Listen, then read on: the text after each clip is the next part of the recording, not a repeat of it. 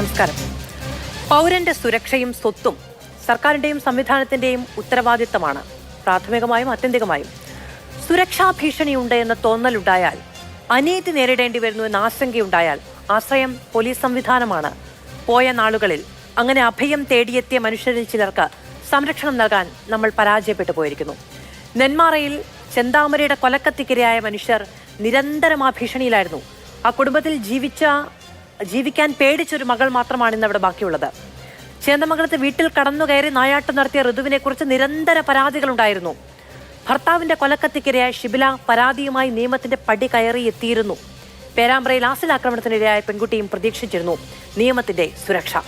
അവർക്കുള്ള, നാളെ നമുക്കുള്ള മറുപടി എന്താണ്? ഈ വിഷയമാണ് സൂപ്പർ പ്രൈം ടൈം എന്ന വിശദമായ ചർച്ചയ്ക്ക് വിധേയമാക്കുന്നത്.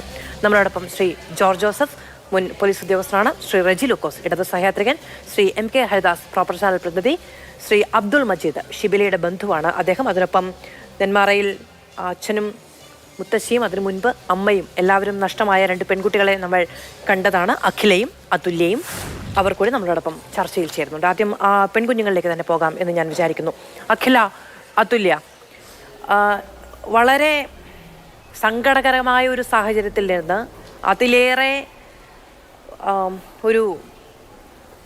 അതിലേറെ ഈ സംവിധാനത്തോടുള്ള എതിർപ്പോടുകൂടി എന്തുകൊണ്ട് ഞങ്ങൾക്കിത് സംഭവിച്ചു, എന്തുകൊണ്ടാണ് ഞങ്ങളെ സുരക്ഷിതരാക്കി വെക്കാൻ കഴിയാതെ പോയത്, ഞങ്ങളുടെ അമ്മയും അച്ഛനും അമ്മൂമ്മയും എല്ലാവരും പോയില്ലേ, ഞങ്ങൾ ആവർത്തിച്ച് പറഞ്ഞതല്ലേ എന്നൊക്കെ പറഞ്ഞ് കരഞ്ഞും ദേഷ്യപ്പെട്ടുമൊക്കെ നിങ്ങൾ മാധ്യമങ്ങൾക്ക് മുന്നിലും അല്ലാതെയും ഒക്കെ ആ ദിവസങ്ങളിൽ കടന്നു പോകുന്നത് കണ്ടുകൊണ്ടിരുന്നവരാണ് ഞങ്ങളെല്ലാവരും. നിരന്തരം ഈ സംഭവങ്ങൾ ആവർത്തിക്കുന്നത് നിങ്ങൾ കാണുകയും ചെയ്യുന്നുണ്ടല്ലോ. നമുക്കൊരു പേടി, ഒരു ഭയം, ഒരു ഭീതി ഒക്കെ ഉണ്ടാകുന്ന സമയത്താണ് ഒരു ആശ്രയബോധം നമുക്ക് സംവിധാനത്തിനോടും പോലീസിനോടും ഒക്കെ ഉണ്ടാകുന്നത്, അല്ലേ? അങ്ങനെ ഉണ്ടായിട്ടും, അങ്ങനെ ഒരു പരാതിപ്പെടാനുള്ള സാഹചര്യം ഉണ്ടായിട്ടും നീതി കിട്ടിയില്ല എന്ന തോന്നൽ, അതുണ്ടാക്കുന്ന ഒരു അരക്ഷിതാവസ്ഥ, അതൊക്കെ ഞങ്ങളോട് പറയാൻ നിങ്ങൾക്കാണ് ഏറ്റവും കൂടുതൽ കഴിയുന്നവർ. അന്ന് പോലീസ് അത് അത്ര കാര്യമായിട്ട് എടുത്തിട്ടുണ്ടായിരുന്നില്ല. ഇങ്ങനെ നടക്കുമെന്ന് അവർക്ക് അറിയില്ലായിരുന്നു. പക്ഷെ നമുക്കും അറിയില്ലായിരുന്നു ഇങ്ങനെ നടക്കും എന്നുള്ളത്, നമുക്ക് അറിയില്ലായിരുന്നു. പക്ഷെ നമ്മൾ കംപ്ലൈന്റ്, നാട്ടുകാരെല്ലാവരും കംപ്ലൈന്റ് കൊടുത്തതാ. പക്ഷെ അവരിൻ്റെ അത് വീഴ്ച. പക്ഷെ ഇപ്പോൾ എല്ലാം പ്രോപ്പറായിട്ട് അവർ പോകുന്നുണ്ട് എന്ന് വിശ്വസിക്കുന്നു. പോകുന്നുണ്ട്, പെട്ടെന്ന് തന്നെ അവർ ട്രയലൊക്കെ നടത്താമെന്ന് പറയുന്നുണ്ടായിരുന്നു. അന്ന് നേരെ എടുത്താണെങ്കിൽ ഇപ്പം എനിക്ക് അച്ഛനെങ്കിലും കൂടെ ഉണ്ടാകുമായിരുന്നു. അന്നിങ്ങനെ ഒരു ഭീഷണിയുണ്ട്, ചെന്താമര പുറത്തു വന്നാൽ ഒരു പക്ഷെ അപായപ്പെടുത്തിയേക്കും എന്നൊക്കെ നിങ്ങൾ തമ്മിൽ സംസാരിക്കാറുണ്ടായിരുന്നു. പരാതി കൊടുക്കാനുണ്ടായ പശ്ചാത്തലം അന്ന് എങ്ങനെയാണ് അതുല്യ? അയാൾ ഇനിയും ചെയ്യില്ല എന്ന് നമുക്ക് ഉറപ്പില്ലായിരുന്നു. അതുകൊണ്ട് എനിക്ക് പേടി, അയാളെ കാണുമ്പോൾ തന്നെ പേടിയാ. അതുകൊണ്ട് മാത്രമാണ് ഞാനും അച്ഛനൊക്കെ പോയി കംപ്ലൈന്റ് കൊടുത്തത്. ഇനി അയാൾ കൊല്ലുന്ന നാട്ടുകാരിൽ ആരൊക്കെ പറയണ്ടായിരുന്നു. അപ്പോൾ അതുകൊണ്ട് ആരിനെ കൊല്ലുമെന്ന് നമുക്കും അറിയില്ല. അപ്പോൾ നാട്ടുകാരും കംപ്ലൈന്റ് കൊടുത്തു, നമ്മളും കംപ്ലൈന്റ് കൊടുത്തു. ശരി. പക്ഷേ ഈ വ്യക്തി ജാമ്യത്തിൽ വരുന്ന സമയത്ത് നിങ്ങൾക്ക് അങ്ങനെ ഒരു പേടിയുണ്ടായിരുന്നു. എന്നാലും ഇത്രയും കടന്ന കൈ കാണിക്കും എന്ന് വിചാരിക്കേണ്ടതില്ലല്ലോ, അല്ലേ? പോലീസിനോട് പോയി പരാതി പറഞ്ഞപ്പോൾ അവരെന്ത് മറുപടിയാണ് നൽകിയത്? അവിടെ പട്രോളിംഗ് നടത്തും, പരിശോധന നടത്തും, നിരീക്ഷിക്കും എന്നൊക്കെ പറഞ്ഞിരുന്നോ അന്ന്? അന്ന് പറഞ്ഞത് നമ്മൾ അയാളെ വിളിച്ച് അന്വേഷിക്കാം എന്ന് മാത്രമേ പറഞ്ഞിട്ടുണ്ടായിരുന്നുള്ളൂ. ആ ദിവസം തന്നെ അയാളെ ഒരു ഉച്ച കഴിഞ്ഞിട്ട് അയാളെ വിളിച്ചു. ഒരു അരമണിക്കൂർ 1 മണിക്കൂർ കഴിഞ്ഞ് അയാളുടെ വീട്ടിലേക്ക് തന്നെ വരികയും ചെയ്തു. ശരി, ഞാൻ നിങ്ങളിലേക്ക് വരാം. ശ്രീ ജോർജ് ജോസഫ്, ഇപ്പോൾ നമുക്ക് ആർക്കും പ്രെഡിക്റ്റ് ചെയ്യാൻ കഴിയില്ല, അല്ലേ? നമ്മുടെ എതിർ നിൽക്കുന്ന, നിയമത്തെ പേടിയില്ലാത്ത, ബഹുമാനമില്ലാത്ത, മനുഷ്യത്വമില്ലാത്ത ആളുകൾ എങ്ങനെ നമ്മളോട് പ്രതികരിക്കും, എങ്ങനെയാണ് ഒരു സമൂഹത്തിൽ പ്രവർത്തിക്കുക എന്നൊന്നും നമുക്ക് പ്രെഡിക്റ്റ് ചെയ്യാൻ കഴിയില്ല. നമുക്ക് ആകെ ചെയ്യാൻ കഴിയുന്നത്, നമുക്കൊരു ഭീതി തോന്നുകയാണെങ്കിൽ, നമ്മളൊക്കെ വളരെ വ്യക്തിപരമായി ചെയ്യുന്ന കാര്യവുമാണ്, ഭീതി തോന്നുകയാണെങ്കിൽ നമുക്ക് ഓടിച്ചെന്ന് കയറാൻ ആകെ ഈ നാട്ടിലുള്ളത് പോലീസ് സ്റ്റേഷനുകളാണ്. അവിടെ ചെന്ന് പറയുമ്പോൾ നമുക്കൊരു അഷ്വറൻസ്, ഒരു ആത്മവിശ്വാസം ഉണ്ടാകും. നമ്മൾ സുരക്ഷിതരായിരിക്കും, നമ്മുടെ മുകളിൽ ഒരു കണ്ണുണ്ടാകും എന്നുള്ളൊരു വിശ്വാസം ഉണ്ടാകും. പക്ഷേ ഈ തുടർ സംഭവങ്ങൾ, ഞാൻ ഈ ചർച്ച തുടങ്ങിയപ്പോൾ പറഞ്ഞ നിരവധി സംഭവങ്ങൾ, അത് നമ്മളെ ഒന്ന് അലേർട്ട് ചെയ്യിക്കുന്നില്ലേ? തീർച്ചയായിട്ടും. നമുക്ക് ആശ്രയം ഇതുപോലുള്ള സന്ദർഭത്തിൽ പോലീസ് തന്നെയാണ്. പോലീസിലാണ് നമ്മൾ ഓടിച്ചെന്ന് നീതിക്ക് വേണ്ടി ചെല്ലുന്നത്. ഇവിടെ തന്നെ നമ്മൾ പോലീസിൻ്റെ അനാസ്ഥ മൂലം, അല്ലെങ്കിൽ പോലീസ് സമയത്തിന് നടപടിയെടുക്കാത്തത് കൊണ്ടാണ് ഈ 2 പെൺകുട്ടികൾക്ക് പിതാവിനെ നഷ്ടപ്പെട്ടത്. നമ്മൾ നേരത്തെ ആലോചിക്കണം, ആ കുട്ടിയുടെ അമ്മയെ ഇതുപോലെ നഷ്ടപ്പെട്ടില്ലേ? അപ്പോൾ പോലീസിൻ്റെ ഒരു വീഴ്ച തന്നെയാണ്. ഇവന് അവിടുന്ന് ജാമ്യം കൊടുക്കാനേ പാടില്ലായിരുന്നു. ഇയാൾ കുറേ 1.5 വർഷം കഴിഞ്ഞപ്പോൾ ജാമ്യത്തിൽ ഇറങ്ങിയിട്ട് അയാൾ 2 പേരെ കൊന്നിട്ട് അവന് തൃപ്തി വരുന്നില്ല. അതാണ് അങ്ങനെയുള്ള കാര്യങ്ങൾ പോലീസ് മനസ്സിലാക്കണ്ടേ, അവരെ പ്രിവെൻറ്റീവ് അറസ്റ്റ് ചെയ്യണ്ടേ. ഇവൻ ജാമ്യത്തിൽ ഇറങ്ങിയാൽ തന്നെ അവനെ ജാമ്യത്തിൽ കൊണ്ടുവന്നാൽ അറസ്റ്റ് ചെയ്യുന്നതിന് എന്താ തടസ്സം? പക്ഷെ അത് നിയമപരമായത് നേരിടാൻ പോലീസിന് ചങ്കൂറ്റം വേണം. അത് തന്നെയല്ല, പോലീസ് നിയമവ്യവസ്ഥയെക്കുറിച്ച് കുറച്ചുകൂടെ പഠിക്കണം. ചെന്താമരയുടെ കേസ് നമുക്കറിയാം. കേരളത്തിൽ ഓരോരോ സംഭവങ്ങളിലോട്ട് നമ്മൾ സഞ്ചരിക്കുമ്പോൾ ഇപ്പം തന്നെ ഷിബിലയുടെ കേസ് എന്തൊരു ഭീകരമായ ഒരു കൊലപാതകമായിരുന്നു ഷിബിലയുടെ. അത് പോലീസിന് എത്ര പ്രാവശ്യം ആ കുട്ടി പോലീസിൻ്റെ അടുത്ത് പരാതിപ്പെട്ടിരിക്കണോ, ഇവൻ കൊല്ലും പിടിക്കും എന്നൊക്കെ പറഞ്ഞിട്ട് അതൊരു പ്രിവെൻറ്റീവ് അറസ്റ്റ് പോലീസ് ചെയ്യണ്ടേ? അതെന്താ ചെയ്യാത്തതെന്ന് ഞാൻ ആലോചിക്കുന്നത്. ലഹരി അടക്കമുള്ള പശ്ചാത്തലം ഉണ്ടായിട്ടില്ല. അങ്ങനെ ലഹരി ഉണ്ടെങ്കിലും ശരി ഇല്ലെങ്കിലും ശരി, ഇതുപോലെ ഒരു ഭീഷണി ഉണ്ടെങ്കിൽ തീർച്ചയായിട്ടും പ്രിവെൻറ്റീവ് അറസ്റ്റിനുള്ള അധികാരം പോലീസിനുണ്ട്. അത് 41 പ്രിവെൻറ്റീവ് അറസ്റ്റ് ചെയ്തിട്ട് വേറെ സെക്ഷനിലോട്ട് പോകാം. CRPCയിലെ കാര്യമാണ് ഞാനീ പറയുന്നത്. അത് പോലീസ് എന്തുകൊണ്ട് ചെയ്യുന്നില്ല? പോലീസിന് വർക്ക് ലോഡ് കൂടിയിട്ടാണോ എന്താ? ഇതുപോലെ ദിവസം ഒരു പോലീസ് സ്റ്റേഷനിൽ ഞാനിപ്പോൾ ആലോചിക്കുന്നത്, ഈ ലഹരിയുടെ വന്ന ശേഷം പോലീസ് സ്റ്റേഷനിൽ ഇതേ സമാനമായ രീതിയിൽ 8-10 കേസ് റിപ്പോർട്ട് ചെയ്യുന്നുണ്ട്. 8-10 കംപ്ലയിൻറ്റ് വരികയാണ്. എത്ര കേസ് എടുക്കാൻ പറ്റും പോലീസിൻ്റെ സ്ട്രെങ്ത് വെച്ചിട്ട്? അതൊരു വലിയൊരു പ്രശ്നമാണ്. കാരണം ഇപ്പം തന്നെ ഈ അടുത്തടുത്ത് ഓരോന്നോരോന്ന് കാണുമ്പോൾ നമുക്കറിയാം, ഈ ഷിബിലയുടെ കേസ്, അതുപോലെ തന്നെ പ്രബീഷയുടെ കേസ്, ഇപ്പം ആ കുട്ടി അത് എന്തൊരു ഭീകരമായ ഒരു ഇതിലോട്ടാണ് ആ ക്രിമിനൽ പോയത്. ആ ഭാര്യയും ഭർത്താവായിട്ട് താമസിക്കുന്ന 2 കുട്ടികളുമുണ്ട്. അവൾ നിവൃത്തിയില്ലാതെ മാനസികവും ശാരീരികമായി പീഡിപ്പിച്ച് കുട്ടി മടുത്ത് 10 വർഷം കഴിഞ്ഞപ്പം ആ ഡൈവോഴ്സിലേക്ക് പോയി. പക്ഷേ അന്നേരം ഒരു കണ്ണ് നഷ്ടപ്പെട്ടു ആ കുട്ടിയുടെ. ഭർത്താവ് കണ്ണുകുട്ടി പൊട്ടിച്ചെന്ന്. എന്നിട്ടും ഭർത്താവ് കൂടെ വരും, അവൾ വീണ്ടും അവരുടെ ഒപ്പം പോവുകയാണ്. എനിക്ക് മനസ്സിലാകുന്നില്ല ഇതിൻ്റെ സൈക്കോളജി എന്താണെന്ന്. ഇവൻ വന്ന് വിളിക്കുമ്പോൾ അവൾ പോവുകയാണ്. ഒരു കണ്ണ് നഷ്ടപ്പെട്ടിരിക്കുന്നു. ആ കുട്ടിയെ എടുത്തിട്ട് ഇടിച്ച് അതിൻ്റെ നടുവേദനയായിട്ട് ഇപ്പോൾ ഹോസ്പിറ്റലിൽ പോയി, ആയുർവേദ ആശുപത്രിയിൽ പോയി കിടന്ന്. ആ സമയത്ത് അവൻ വന്നിട്ട് ആസിഡ് മുഖത്തും ദേഹത്തും ഒഴിച്ചിരിക്കുന്നു. എന്തൊരു ക്രൂരമായ പ്രവൃത്തികളാണ് ഇവർ ചെയ്യുന്നത്. സ്വന്തം ഭർത്താവാണെന്ന് ചെയ്യുന്നതെന്ന് വിചാരിച്ചോ? ജീവിതം പങ്കുവെക്കാൻ തീരുമാനിച്ച ഒറ്റ കാര്യത്തിന് പേരിൽ ശിക്ഷിച്ചിട്ടും മതിയാകുന്നില്ല എന്നുള്ള മാനസികാവസ്ഥയുള്ള മനുഷ്യരാണ് ശ്രീ MK ഹരിദാസ്. പക്ഷേ പോലീസിനൊരു പരിമിതിയുണ്ട്. ഇപ്പോൾ ഒരാൾക്കെതിരെ ഒരു കേസുണ്ട് എങ്കിൽ അയാളെ നിരീക്ഷണത്തിൽ വെക്കാം. ഒരാൾക്കെതിരെ നിരന്തരം കാപ്പ ചുമത്തിപ്പെട്ടിട്ടുള്ളതാണ്, ഗുണ്ടാ ലിസ്റ്റിൽപ്പെട്ട ആളാണ്, അയാളുടെ പോക്കുവരവുകൾ, അയാളുടെ ബന്ധങ്ങൾ, മറ്റു പലതും നിരീക്ഷിക്കാം. പക്ഷേ ഇപ്പം നമ്മൾ വളരെ വ്യക്തിപരമായി എനിക്ക് ഭീഷണി ഉണ്ടെന്ന് പറഞ്ഞാൽ ആ ഭീഷണിയുടെ പരിധിയിൽ വരുന്ന മുഴുവൻ ആളുകളുടെയും സഞ്ചാര സ്വാതന്ത്ര്യവും അവരുടെ മറ്റു കാര്യങ്ങളടക്കമുള്ള വളരെ വ്യക്തിപരമായ കാര്യങ്ങളിലേക്ക് ഇറങ്ങിച്ചെല്ലാൻ പോലീസിന് കഴിയുമോ എന്ന് ചോദിച്ചാൽ ഇല്ല. പകരം സംവിധാനം എന്താണ് നമുക്ക് പ്രതീക്ഷിക്കാൻ കഴിയുന്നത്? പോലീസ് ജാഗരൂകരാവാൻ തയ്യാറാവണം എന്നുള്ളത് തന്നെയാണ് മാധുവിന് ഏറ്റവും പരിഹാരമുള്ളത്. കാരണം ജനങ്ങൾക്ക്, നമ്മുടെ നികുതിദായകരായ ജനങ്ങളുടെ മുമ്പിലേക്ക് ഇപ്പോൾ ഫയർ സർവീസിൻ്റെ കാക്കി യൂണിഫോം ഇട്ട കുറേ ആൾക്കാർ ചെന്നിട്ട് അവർ വയലൻ്റ് ആയി കഴിഞ്ഞാൽ, അവരെ പിടിച്ചൊതുക്കാൻ തയ്യാറായി കഴിഞ്ഞാൽ അവർ തയ്യാറാവില്ല. അതുമാതിരി തന്നെ കാക്കിധാരികളായ മറ്റ് സംസ്ഥാന സർക്കാരിൻ്റെ ഏത് വിഭാഗം, ഫോറസ്റ്റിൻ്റെ ആൾക്കാർ വന്നാൽ സമ്മതിക്കുമോ? ഇല്ല. അപ്പോൾ ജനങ്ങൾക്ക് പേടിയുള്ളത് പോലീസിനെയാണ്. പക്ഷേ കഴിഞ്ഞ കുറേ കാലങ്ങളായിട്ട് നമ്മൾ യൂട്യൂബിലും അതുപോലെ തന്നെ വാട്സപ്പിലും പ്രചരിക്കുന്ന വീഡിയോകൾ നോക്കിക്കഴിഞ്ഞാൽ പോലീസ് പണ്ട് ജനങ്ങളെ എങ്ങനെ വിരട്ടിയിരുന്നു, അതുമാതിരി ജനങ്ങളിപ്പോൾ പോലീസിനെ വിരട്ടുന്ന ഒരവസ്ഥയിലേക്ക് കാര്യങ്ങളെത്തി. പോലീസിനെ ലെവലേശം ജനങ്ങൾക്ക് ഭയമില്ലാത്തൊരവസ്ഥയാണ് നമ്മൾ സംജാതമായിരിക്കുന്നത്. നമുക്ക് സമൂഹ മാധ്യമങ്ങൾ നിരീക്ഷിച്ചു കഴിഞ്ഞാൽ കാണാൻ സാധിക്കും. പോലീസ് വാഹനം കൈ കാണിച്ച് തടഞ്ഞു നിർത്തിയിട്ട് ഇതിൻ്റെ ഇൻഷുറൻസ് അടച്ചിട്ടില്ല, ഇത് അടച്ചിട്ട് പോയാൽ മതി എന്നൊക്കെ പറയേണ്ട അവസ്ഥയിലേക്ക് നമ്മുടെ സംസ്ഥാന പോലീസ് തരം താന്നുവെങ്കിൽ അത് പോലീസിൻ്റെ മാത്രം കുറ്റമല്ല, പോലീസിനെ നിയന്ത്രിക്കേണ്ടവരുടെ കൂടി കുറ്റമാണ്. ഇത്തരം ഒരു സാഹചര്യം കേരളത്തിൽ ഉടലെടുത്തുവെങ്കിൽ അതിൻ്റെ പരിപൂർണ്ണ ഉത്തരവാദിത്വം ആഭ്യന്തര വകുപ്പിനാണ്. ആഭ്യന്തര വകുപ്പിന് എന്ന് പറയുമ്പോൾ തന്നെ അത് ചെന്നെത്തി നിൽക്കുന്നത് സംസ്ഥാന സർക്കാരിൻ്റെ വീഴ്ചയാണ്. നമ്മളിപ്പോൾ ഒരു സ്കൂളിൻ്റെ കാര്യം എടുക്കുക, ഒരു LP സ്കൂള്. ആ സ്കൂളിലത്തെ അധ്യാപിക, ഹെഡ് മിസ്ട്രസ് എന്ന് വിളിക്കുന്ന അവർ നന്നായി കഴിഞ്ഞാൽ ആ സ്കൂളിലെ ബാക്കിയുള്ള ടീച്ചർമാർ വളരെ നന്നായിരിക്കും. അതുപോലെ തന്നെ ഹൈസ്കൂളിലെ ആയാലും കോളേജിലെ ആയാലും പ്രിൻസിപ്പൾ നന്നായി കഴിഞ്ഞാൽ ആ കോളേജിലെ മറ്റ് അധ്യാപകരെ നിലയ്ക്ക് നിർത്താൻ സാധിക്കും. പക്ഷേ നമ്മുടെ സംസ്ഥാനത്ത് കഴിഞ്ഞ കുറേ കാലങ്ങളായിട്ട് പോലീസിനൊരു നിയന്ത്രണമില്ല. പോലീസിൻ്റെ ഇഷ്ടത്തിനനുസരിച്ചിട്ട് പ്രവർത്തിക്കുന്നു. ഈ ഷിബിലയുടെ കാര്യം എടുത്തു കഴിഞ്ഞാൽ മാധു ഒരു കാര്യം ശ്രദ്ധിക്കുക, ഷെറിന് എന്ന് മോചനം കൊടുക്കാൻ പറ്റും എന്നുള്ള ധാരണയിൽ കലണ്ടർ നോക്കിയിരുന്ന ഒരു സംസ്ഥാനമാണ് ഇവിടെ. സംസ്ഥാനത്തിലെ ഉദ്യോഗസ്ഥരും അതുമാതിരി തന്നെ രാഷ്ട്രീയക്കാരുമാണ് നമ്മുടെ കേരളത്തിലുള്ളത്. അപ്പോൾ ഷെറിനെ എന്ന് മോചിപ്പിക്കാൻ കഴിയുമെന്ന കാര്യത്തിലുള്ള ജാഗ്രത അല്ലെങ്കിൽ ആ കാര്യത്തിൽ കാണിച്ച ശുഷ്കാന്തിയുടെ 1% ഷിബിലയുടെ കാര്യത്തിൽ കാണിച്ചു വെച്ച് കഴിഞ്ഞാൽ ശ്രീ ഹരിദാസ്, അതിനുശേഷമാണ് ഒരു വിദേശ വനിതയെ ആക്രമിച്ച കേസിൽ, ജയിലിനുള്ളിൽ ആക്രമിച്ച കേസിൽ ഷെറിൻ കുറ്റവാളിയാകുന്നത്. ജയിലിനുള്ളിൽ വെച്ച്, അതായത് സകല സ്വഭാവ സർട്ടിഫിക്കറ്റും നൽകി പുറത്തേക്ക് വിട്ടാൽ ഒരു കുഴപ്പവുമില്ല, പശ്ചാത്താപമുണ്ട് എന്നതടക്കം എഴുതി വെച്ച് അതിന് അംഗീകാരം നേടി ശിക്ഷാ ഇളവിനുള്ള എല്ലാ നടപടിക്രമങ്ങളും ത്വരിതഗതിയിൽ മുന്നോട്ട് പോകുന്നതിനിടയിലാണ് ഒരു കേസ് കൂടി വന്നിരിക്കുന്നത്. ഈ നിലയ്ക്കാണ് നമ്മളുടെ താല്പര്യങ്ങളും നമ്മുടെ സുരക്ഷാ സംവിധാനങ്ങളും തമ്മിലുള്ള സംഘർഷം ഉണ്ടാകുന്നത്. അതാണ് ഞാൻ പറഞ്ഞത്. ഈ ഷെറിൻ എന്ന് പറയുന്ന സ്ത്രീക്ക് അറിയുണ്ടായിരുന്നില്ല 14 വർഷവും 32 ദിവസവും എൻ്റെ കഴിഞ്ഞു എന്നുള്ളത്.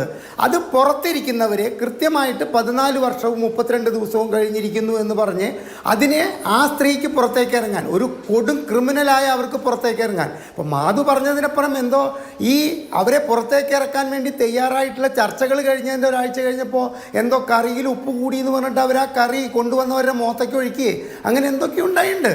അപ്പം ജയിലിൽ അത്രയേറെ അട്രോഷ്യസ് ആയിട്ട് പെരുമാറുന്ന ഒരു വനിതയെ പുറത്തിറക്കാൻ സംസ്ഥാന സർക്കാരും രാഷ്ട്രീയക്കാരും കാണിച്ച ശുഷ്കാന്തിയുടെ 1% ഇവിടുത്തെ സാധാരണക്കാരായ നികുതിദായകർക്ക് നൽകാൻ തയ്യാറായാൽ ഷിബില കേസും ഉണ്ടാകില്ല, അതുമാതിരി തന്നെ പേരാമ്പ്രയിലെ കേസും ഉണ്ടാകില്ല. നോക്കൂ മാധു ശ്രദ്ധിക്കണം. അതായത് എന്തിനാണ് ബോബി ചെമ്മണ്ണൂർ ജയിലിൽ പോയത്, കാക്കനാട് ജയിലിൽ പോയത്? ഹൈക്കോടതിയുടെ പ്രത്യേക താക്കീതോടുകൂട്ടി ഒരു രാത്രി അവിടെ കിടക്കുമ്പോഴേക്കും ഇവിടുത്തെ പോലീസ് ഏമാന്മാരെ ഓടി എത്തുകയാണ് അവിടേക്ക്. പോലീസ് ഏമാന്മാരെ സകല നിയമങ്ങളും ജയിൽ ചട്ടങ്ങളും ലംഘിച്ചുകൊണ്ട് ബോബി ചെമ്മണ്ണൂരിനെ കാണാനും അദ്ദേഹത്തിനുമായിട്ടുള്ള സൗഹൃദം പങ്കിടാനും വേണ്ടിയിട്ട് അവിടെ എത്തിയിരിക്കുന്നത് ഒരു സ്ത്രീ പീഡന കേസിൽ ചാർജ് ചെയ്യപ്പെട്ട കേസിൽ ഹൈക്കോടതിയുടെ നിർബന്ധം മൂലം ജയിൽ കിടക്കേണ്ടി വന്ന വ്യക്തിക്ക് എല്ലാവിധ സപ്പോർട്ടും കൊടുക്കാൻ വേണ്ടിയിട്ടാണ് 2 പോലീസ് ഉദ്യോഗസ്ഥർ കാക്കനാട് ജയിലിലേക്ക് എത്തിയിരിക്കുന്നത്. അപ്പം നമ്മുടെ പോലീസിൻ്റെ പോക്ക് എങ്ങോട്ടാണ്? ഈ എന്തെന്നാ പറയേണ്ടത്, ജനമൈത്രി പോലീസ് എന്ന് പുറത്ത് എഴുതി വെച്ച പോലീസിന് അല്ല കേരളത്തിലെ ജനങ്ങൾക്ക് ആവശ്യം. ജനമൈത്രി പോലീസ് എന്ന് എഴുതി വെക്കണ്ട. പോലീസ് സ്റ്റേഷനിൽ ഇത്തരം സ്ത്രീകൾക്കെതിരായിട്ട് ഗാർഹിക പീഡനങ്ങളും സ്ത്രീധന പീഡനങ്ങളും ഇത്തരത്തിൽ ലഹരിക്കടിമയായവർ ഞങ്ങളെ പീഡിപ്പിക്കുന്നു, ഏത് സമയത്തും ഞങ്ങൾക്ക് എന്താപത്തും വരാമെന്ന് പറഞ്ഞു കിട്ടുന്ന പരാതികൾ സമയനിഷ്ഠയോടുകൂടിയിട്ട് നടപടിയെടുക്കാൻ തയ്യാറായി കഴിഞ്ഞാൽ നമ്മുടെ മനോഹരമായ എത്ര നമ്മൾ പോലീസുകാരെ പുകഴ്ത്തി പറയും. ഇവിടെ മോൻസൺ മാവുങ്കലിൻ്റെ മറ്റേ എന്താ പറയുക തട്ടിപ്പ് താവളത്തിലേക്ക് DGP അടക്കം പോകുന്നൊരവസ്ഥയിലേക്ക് കേരളം കൊണ്ടുചെന്ന് എത്തിയെന്ന് പറഞ്ഞു കഴിഞ്ഞാൽ അത് കേരളത്തിലെ പോലീസിനെ മാത്രം പറയേണ്ട കുറ്റമല്ല. പോലീസിനെ നിയന്ത്രിക്കുന്ന കൈകൾ ശുദ്ധമല്ല. ഇവർ പോലീസും ആരെയൊക്കെയോ ഭയപ്പെടുന്നു. ശരിക്കും സ്റ്റേറ്റ് മെഷീനറി എന്നാണ് പറയുക. അത് ഇച്ഛയാ പ്രവർത്തിക്കുന്നൊന്നല്ല, അത് സർക്കാരിന്റെ അല്ലെങ്കിൽ സംവിധാനത്തിന്റെ ഇച്ഛപ്രകാരം പ്രവർത്തിക്കേണ്ടുന്ന ഒന്നാണ്. അതുകൊണ്ട് തന്നെ ഫോഴ്സിനെ കുറ്റം പറഞ്ഞിട്ടതിൽ എത്രത്തോളം കാര്യമുണ്ട് എന്നുള്ളതൊരു സംശയകരമായ കാര്യവുമാണ്. ശ്രീ അബ്ദുൽ മജീദ്, ഇപ്പോൾ ഷിബിലയുടെ കാര്യം, അവനവന് ഭീഷണി തോന്നുന്ന, അവനവൻ കൊല്ലപ്പെട്ടേക്കും എന്ന് ഒരു പെൺകുട്ടിക്ക് തോന്നി, നിരന്തരം അതുമായി ബന്ധപ്പെട്ട പരാതികൾ ഉന്നയിച്ചിട്ട് പോലും നിയമത്തിന് സംരക്ഷിക്കാൻ കഴിയാതെ പോയി എന്നുള്ളത് കേരളത്തിൻ്റെ ഒരു കുറ്റബോധമാണ്. ഒരു മയക്കുമരുന്ന് കേസ്, മയക്കുമരുന്ന് കച്ചവടം, കുറ്റവാളികളുമായുള്ള, അതും കേരളം തന്നെ ഞെട്ടിയ ഒരു കൊലപാതക, സ്വന്തം ഉമ്മയെ കഴുത്തറുത്ത് കൊന്ന കേസിലെ പ്രദീപ് അടക്കമുള്ളവരുമായുള്ള സൗഹൃദം, ഇതൊക്കെ ഒരു സാധാരണ സ്ത്രീയെ ഒരു മനുഷ്യനെ പേടിപ്പിക്കാൻ പോകുന്നതിൻ്റെ അങ്ങേയറ്റമാണ്. അവിടെ നിന്നുകൊണ്ട് സ്വന്തം ജീവന് വേണ്ടി ഒരു പെൺകുട്ടി ഫൈറ്റ് ചെയ്തതും അതിൽ ദയനീയമായി പരാജയപ്പെട്ടു പോകുന്നതും നമ്മൾ കാണുകയും ചെയ്തു. അത്ര വലിയ അനീതിയെ എങ്ങനെയാണ് ചോദ്യം ചെയ്യാതെ മുന്നോട്ട് പോവുക? നമ്മളെ വളരെ കൃത്യമായി ഇപ്പോൾ 2-3 ദിവസമായി നമ്മളുടെ ചാനലുകളും മറ്റും ചർച്ച ചെയ്യപ്പെടുന്ന വലിയൊരു വിഷയമാണ്.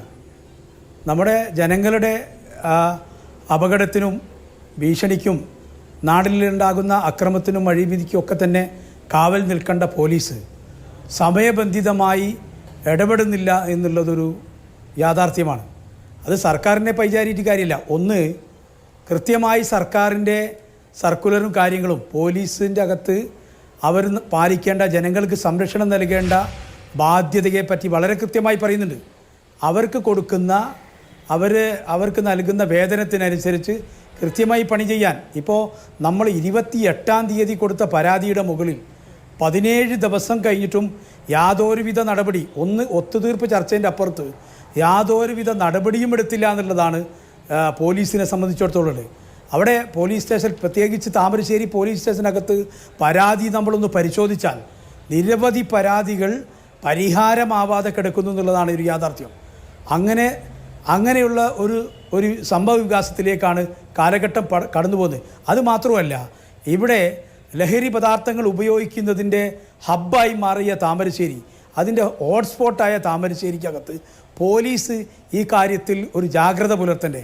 അതുമാത്രമല്ല, പോലീസിൻ്റെ പരാതിൻ്റെ അകത്ത് വളരെ കൃത്യമായും അതുപോലെ തന്നെ പോലീസിനോട് ഉമ്മയെ കൊന്ന ആഷിക്കുമായി ഈ യാസിറിന് കൃത്യമായി ബന്ധമുണ്ടെന്നും അത് എൻ്റെ ബന്ധുവായ എൻ്റെ മാത്രം സംസാരമല്ല, ഈ മരിക്കപ്പെട്ട ശിബില, കൊല ചെയ്യപ്പെട്ട ശിബില പോലും കൃത്യമായി PR-നോട് പറഞ്ഞിട്ടുണ്ട്, എനിക്ക് പേടിയുണ്ട്, എന്നോട് കേൾക്കാമല്ലോ അല്ലേ, എന്നോട് വളരെ കൃത്യമായി. മാത്രമല്ല ഈ സംഭവത്തിന്റെ പേരിൽ പോലും യാസിറുമായി ഷിബില സംസാരിക്കുകയും അതിന്റെ പേരിൽ ഭീഷണി ഉണ്ടാവുകയും ഒക്കെ ചെയ്തിട്ടുണ്ട്. തീർച്ചയായും യാസിറും ആഷിഖുമായുള്ള ബന്ധം അത് വല്ലാത്ത തോതിൽ അവളെ പേടിപ്പെടുത്തിയിട്ടുണ്ട്. അതിനു മുമ്പെയും ഈ ലഹരി ഉപയോഗിക്കുന്ന സമയത്തും വളരെ കൃത്യമായി അവളെ ഒരു സാഡിസ്റ്റ് മനോഭാവത്തിൽ, അതായത് നോവിച്ച് സുഖിക്കുന്ന ഒരു സംവിധാനത്തിലേക്ക് യാസിർ മാറുന്നുണ്ട്. അവൻ്റെ ഉമ്മയും ഉപ്പയും ജ്യേഷ്ഠനും അവരൊക്കെ തന്നെ ഇത്തരം ലഹരി പദാർത്ഥങ്ങൾ കൈകാര്യം ചെയ്യുന്നതിനോട് ന്യായീകരിക്കുകയാണ്. ഇപ്പോൾ കഴിഞ്ഞ ദിവസം ഒരു ചാനലിൻ്റെ അകത്ത്, ഒരു ചാനലിൻ്റെ പേര് ഞാൻ പറയുന്നില്ല, ആ ചാനലിൻ്റെ അകത്ത് ഈ യാസിറിൻ്റെ ഉമ്മ പറയുന്നുണ്ട്. എന്താ പറയുന്നത്? അവിടെ ആ ഉപ്പയുടെ വാശി കൊണ്ടാണ് യാസിർ അങ്ങനെ ചെയ്തതെന്ന്. അപ്പോൾ യാസിർ ചെയ്തതിനോട് ന്യായീകരിക്കുന്ന സമീപനമാണ് സ്വീകരിച്ചത്. ആ ഉപ്പയും ഉമ്മയും ഒക്കെ തന്നെ യാസിറിൻ്റെ നിലപാടുകൾ 5 വർഷമായി അതിനു മുമ്പേയും കണ്ടുവന്നതാണ്. ഇപ്പോൾ മധ്യസ്ഥ ചർച്ചക്കകത്ത് ഉപ്പയോടും ഉമ്മയോടും പള്ളി കമ്മിറ്റിയും മധ്യസ്ഥന്മാരും പറഞ്ഞിട്ട് പോലും അവർ തിരിഞ്ഞു നോക്കിയില്ല. ശരിക്കും ഈ കൊലൻ്റെ അകത്ത് യാസിറിൻ്റെ ഉമ്മയും ഉപ്പയും പങ്കാളിയാണെന്ന് തന്നെ പറയാൻ തീർത്തും. ഇത്തരം കാര്യങ്ങളൊക്കെ തന്നെ പോലീസിനെ ബോധ്യപ്പെടുത്തുമ്പോൾ ഏറ്റവും ചുരുങ്ങിയത് ഈ 2 വീടുകളൊന്ന് സന്ദർശിക്കാൻ 17 ദിവസം കൊണ്ട് ഈ വീടിൽ സന്ദർശിക്കാനുള്ളൊരു സാവകാശം പോലീസ് കാണിക്കണം. കാരണം അത് അത്രയും ഗൗരവത്തോടു കൂടിയാണ് പോലീസിനെ ഈ വിഷയത്തിൽ ധരിപ്പിക്കുന്നത്. പോലീസിനെ ഈ വിഷയം അത്രയും ഗൗരവത്തോടു കൂടിയാണ് ധരിപ്പിക്കുന്നത്. ചെയ്തിട്ടുള്ള ചെയ്തികൾ വളരെ പ്രാകൃതമാണ്. പറയുന്നതുകൊണ്ടാണ് ഞാനത് കേട്ടുകൊണ്ടേയിരുന്നത്. ഇതാണ് ജനങ്ങൾക്കും യഥാർത്ഥത്തിൽ കേൾക്കേണ്ടത്. ഇങ്ങനെ കേൾക്കുമ്പോഴാണ് നമുക്കൊരു തിരുത്ത് വേണം എന്ന നിർബന്ധ ബുദ്ധി ഉണ്ടാവുകയും ചെയ്യുന്നത്. ഞാൻ ഒരിക്കൽ കൂടി ആ കുട്ടികളിലേക്ക് പോവുകയാണ്.